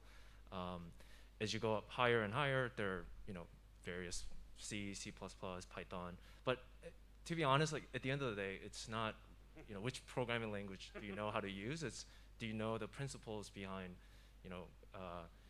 coming up with just methods to enable these systems to work. So I think, if you have any experience in programming and you've been building things since you're little, you should really come join us. Yeah, but can I play Crisis? Eventually. Yeah. It can play Crisis. Can it play Crisis? Cool. Crisis confirmed. And then Ian, what about Ian, what about the robot? What kind of programming languages and tech stacks are you using over there? I mean, sort of just reiterating what DJ said, sort of doesn't matter. Like specifically for us, there's a real-time low-level platform, C++, some Java and Python scripts. But really, those are more just like pragmatic choices to essentially optimize for getting like productive work done. So it doesn't really matter what your background is or necessarily what the tools you use are. It's more just, can you like accomplish things really quickly? Awesome. This next question is from This Is Rex. They're wondering, can this device be used to explain consciousness? In the long term, of course. I can certainly shed some light on consciousness. So this is a really interesting question. I think the answer is yes. And I think one of the reasons that consciousness is so hard is because, like anything in physics, you're looking at a mapping from X to Y, where X is the neuronal correlates, it's the thing that's happening then physically, and then Y is this phenomenal state. And historically, we've been unable to observe the neuronal correlates very well, and unless it's in you, we've been unable to observe the phenomenal state. So as soon as we're able, neuroscientists are able to personally get these tools where they can see the correlates and they can have the experience, I think the hard problem will vanish very quickly. I mean, what I find remarkable is that the universe started out as like quarks and leptons, we'll call it like hydrogen, and then after a long time, well, what seems like a long time to us, the hydrogen became sentient. It gradually got more complex, and then but we're basically, hydrogen evolved, and somewhere along the way, that hydrogen started talking and thought it was conscious. I like the joke that it turns out that if you bombard Earth with photons for long enough, it'll emit a Tesla. Exactly. Yeah, that's exactly what happened.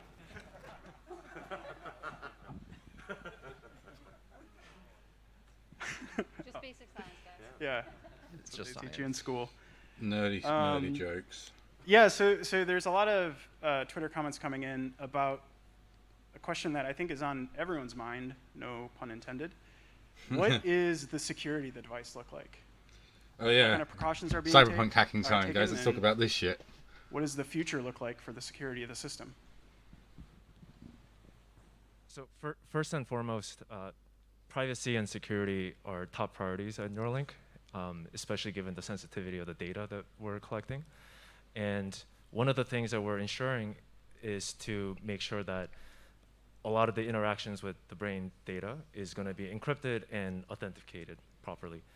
And I think this has been kind of a sort of recurring theme, but one of the things that we have the ability to do at Neuralink is that we work on every layer of the product, from chip design to source code, and it really gives us a unique opportunity to embed security as part of our design from the get-go, and to make sure that there are no single points of failure. So as an example, we can actually completely isolate sensitive modules like the BLE radio by just segregating it out at the hardware level, and really making sure that we protect the I/O to the brain away from any potential attacks, and really minimizing the attack surface. And we have in-house security expertise, and we're also working with external they parties can still to hack the phone, right? That you're linked up to. Do audits and perform penetration testing. Excellent. Thank you, DJ. Well, actually, is there a point that anybody here wants to make that has not been asked in a question, but you think should be a question? Anyone?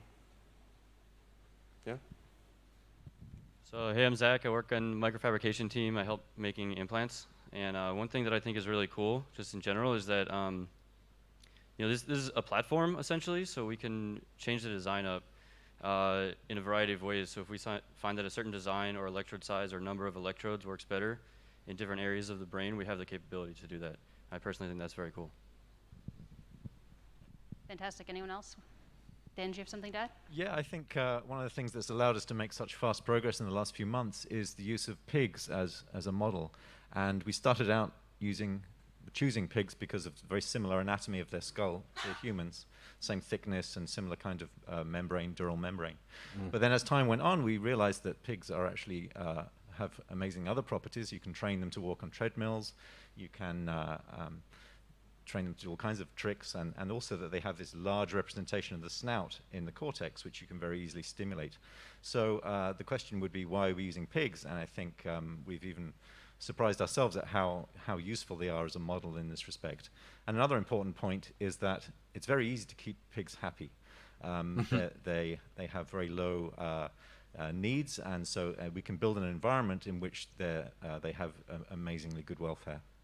Yeah, You seem very happy about food. Yeah, it's easy to make pigs happy. Basically, they love food. Pigs really love food. This is a true thing about pigs. You know, if give them like sort of some straw and some things to play with and some friends to hang out with and good food, and they're happy as pigs. And then pigs are actually quite similar to people. So that's you know, if we're going to figure out things for people, then pigs are a good choice. And they're quite robust creatures, like little tanks. And then I think one of the questions was like, what if, like, is the device itself robust? And it's like, well, you know, pigs, they bustle around quite a lot, and they bump into things, and they headbutt each other at times, and they're pretty animated. So if the device is lasting in the pig, as it lasted there for 2 months, and still going strong, then that's a good sign that the device is robust for people. Fantastic. One common theme that's been coming up a lot on these Twitter questions coming in is that of availability. And so Matthias has a specific question on this, which is, any estimate of how much it will cost at launch and what price it will reduce to over time? Yeah, that's a good question. I think at launch, it's probably going to be, I would say that's not really representative, because at first I think it's going to be, you know, quite expensive, but that price will very rapidly drop. Come on. And I think over time we want to get the cost obviously down as low as possible, but I think inclusive of the automated surgery, I think we want to get the price down to a few $1,000s, something like that. And I think that's possible. I think it should be possible to get it similar to LASIK, and then the I said that before, device actually. electronics itself. I think will not be very expensive, because it actually does use a lot of the parts that are made in extremely high volume, in tens of millions of units, for smartphones and smartwatches and wearables in general. Great. So here's another question about the device. What does the architecture look like? Is it a CPU, ARM CPU? What's going on inside the device that you can talk about, DJ? I can talk a little bit about the digital architecture. It's fully custom. One of the most difficult challenges, I think, of building an implant is the energy density. So the more electrodes you record from, the more energy you're going to be consuming. And so there was nothing commercial out there. So there's an analog front end that's able to amplify these really small signals, like microvolt range, so that we can actually digitize them, and then take those signals and then find exactly what we're looking for. And there was nothing out there that could basically do those two things, and so that's why we had to build a full custom ASIC. And so there's really, there's nothing out, like it out there. It's designed specifically to record signals from the brain, and anything else would just be wasting energy. Yeah, so the thing that I would add to that is, so there are obviously elements that we customize from ground up, like our neural amplifiers and some of the algorithms that we develop, but a lot of the other systems around it are really borrowing from parts that are already been productionized and available from the wearables industry. So BLE radio, a lot of the low power microprocessors that are part of it, a lot of small sensors. So there are obviously the neural sensors that we're developing that gives us kind of a unique data set for our applications, but really a lot of that is getting packaged up and just not really resisting the industry that's been sort of been laid out to really create these devices with very short amount of time. So here's another question about the integrity of the device, more from a mechanical perspective. So you're replacing a piece of bone and replacing it with an implant. And then the person is going to take that home. How does the integrity of the device fare compared to, I don't know, bone or something similar? Sure. Well, I think Matt's probably replaced a lot of pieces of skull with plastic and other materials. So I don't know if you can talk about some of those. But yeah, basically, I mean, we know that what the mechanical properties of bone are, and we know what the stresses on the device are going to be. So it's fairly easy to just go from first principles and design for any condition that it might see. Yeah, I mean, as you can see from the pigs, as I was saying earlier, the implants are obviously very robust because I mean, pigs move around vigorously, they roll around, they bang into the wall, they bang into each other. They do like headbutting, and way more than people do. Well, sure. But you know, like it's not like the pigs are just walking around very delicately. They're high energy creatures, and I think it's clear that the implants are, you know, has been going for a few months, still going strong, despite a lot of vigorous activity from the pig. And it's difficult. You can't just explain to the pig, hey, you've got an implant in your head. Why don't you take care of it? So it's got to be robust against you know, a lot of head impacts, essentially. So you know, I think maybe one of the things that isn't super obvious is that the implant itself is attached to the skull, but the electrodes have long threads, so you can have quite a lot of movement, relative movement between the brain and the skull, without putting attention on the electrodes that are inserted in the cortex. So, well, let's see. With that, maybe a couple more questions, or if anybody wants to make some comments, and then we'll call it a day. So I just want to add to what you just said. So the thread is actually also in the brain, also because of their thinness, they're actually very flexible. And so as the pig is moving around and banging their head, the threads actually move with the brain, even the normal pulsation of the brain, and that help minimize stress within the brain tissue also, and that has a long-term impact on the functionality of the device. Zach, how long are the threads? Well, right now they're about 43 millimeters, but like I said, it's tunable. So if we want to hit deep brain regions or some other brain area, like, we totally can do that. Just to follow up on what Felix said about the threads moving around with the brain, I mean, that's great for protecting the threads, but it equally serves to protect the tissue around it. We have a lot of different ways to image the tissue around the threads and iterate very quickly on doing things to them that will improve the overall biocompatibility. As a closing question, I thought we might go down the line, starting with Dan. And what I'm wondering is, what is the #1 thing on your wish list that you're really hoping that the Neuralink device will do over time that you're working towards? So my background is in visual neuroscience, and one of the things I think has great potential for the Neuralink is to provide a visual prosthesis for people who have retinal injury or blindness through eye injury. Yeah. You can essentially cool. plug a camera directly into the visual cortex and stimulate with an enormous array of thousands or maybe tens of thousands of electrodes to recreate a visual image. And in time, perhaps you can use that same technology in people who haven't lost vision to produce some kind of a heads-up display, something like Terminator or something like that. Wonderful. In fact, it's worth saying that, like, over time, we could actually give somebody supervision. Like, you could have, like, ultraviolet or infrared, or see and radar. Like, you basically name your frequency. You can just dynamically adjust the sensor, or have sensors that in my book. feed into the visual cortex across a wide range of frequencies, and actually have superhuman vision. Yeah, so for me, telepathy. So I think it's incredible amount of effort to put your thoughts into a set of words, and you know, it comes out completely compressed. So being able to do that seamlessly without being able to compress it with all of the mechanisms would be great.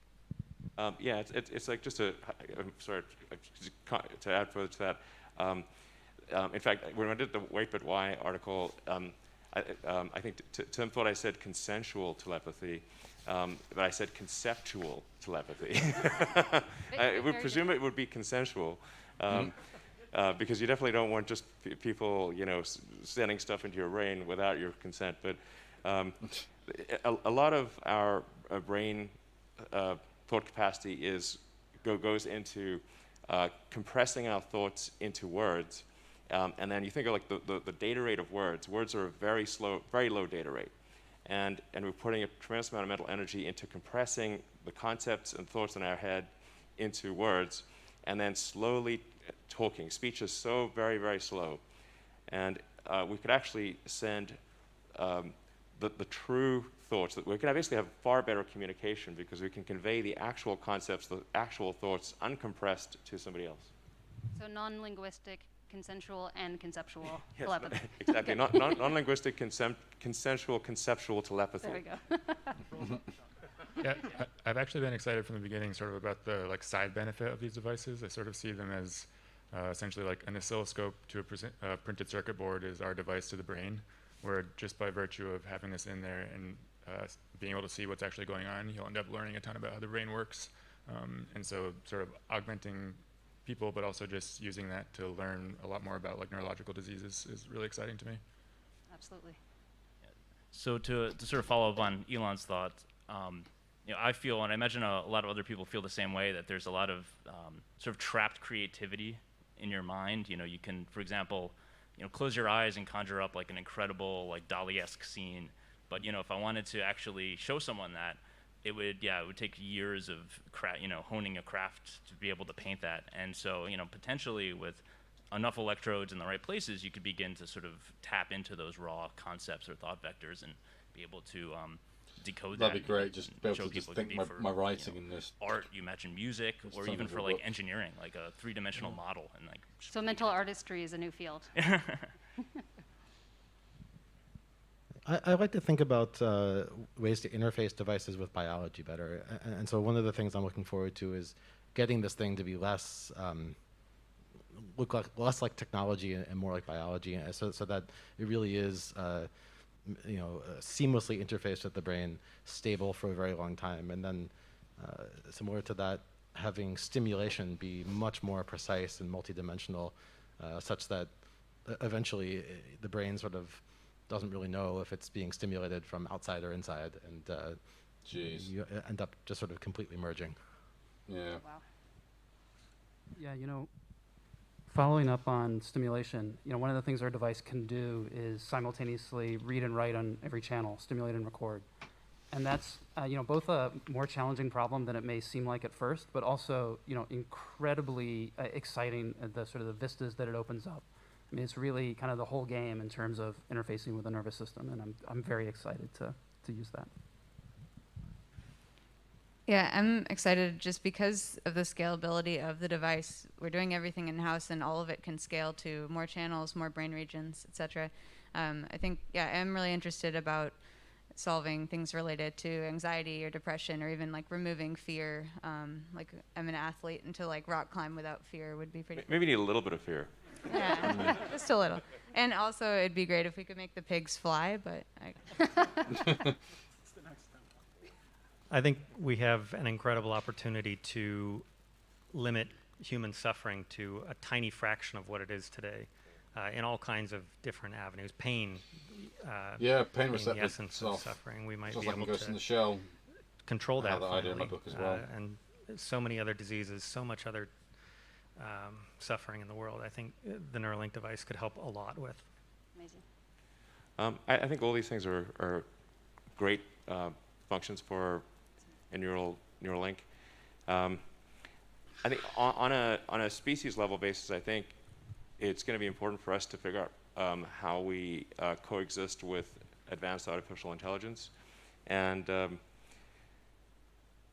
think achieving some kind of AI symbiosis where you have an AI extension of yourself, like a tertiary layer above the limbic system and cortex, and having that symbiosis be good, such that the future of the world is controlled by the combined will of the people of Earth. I think that's obviously going to be the future that we want, presumably, if it's the sum of our collective will. And so I think it's going to be important from an existential threat standpoint to achieve a good AI symbiosis, and that's what I think is might be the most important thing that a device like this achieves.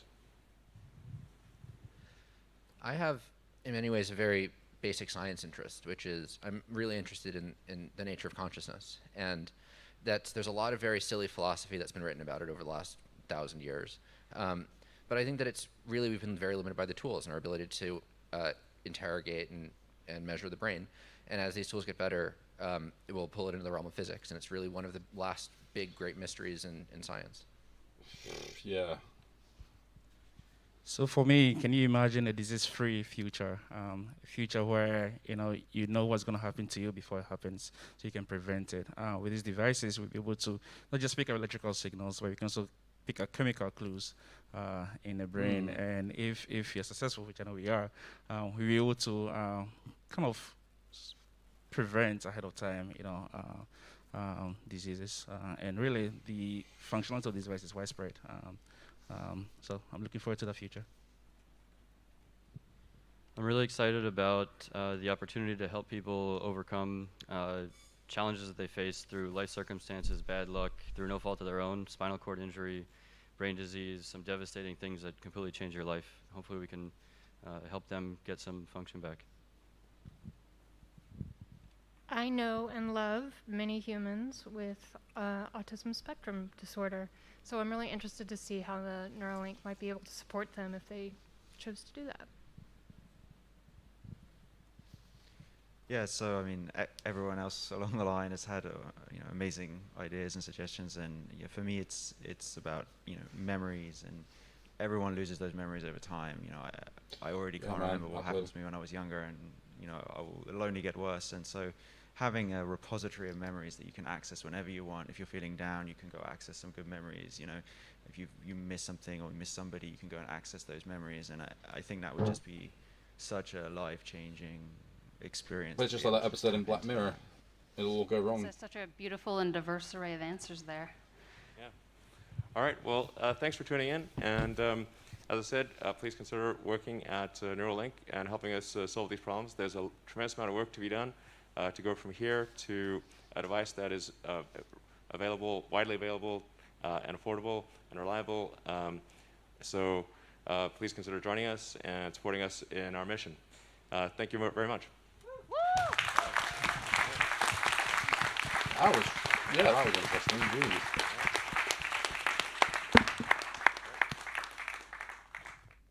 So it wasn't a human test. We saw some cyborg pigs. It didn't. There wasn't much in the way of functionality other than it just reading the brain. But obviously that is the first step. So yeah, shit, and it works and it's durable, and the pigs had them for over 2 months. So fuck yeah, it's a first step, guys. So we're not quite at the cyberpunk future yet, but it's not far off either. It's not far off. I mean, Facebook's also got CTRL Labs, which is working on the external brain interface technology, where it just reads through a sort of like a bracelet-like device that you wear, and it picks up on the synaptic activity there. Maybe that's the other way. Oop, no, I don't want to watch that YouTube video.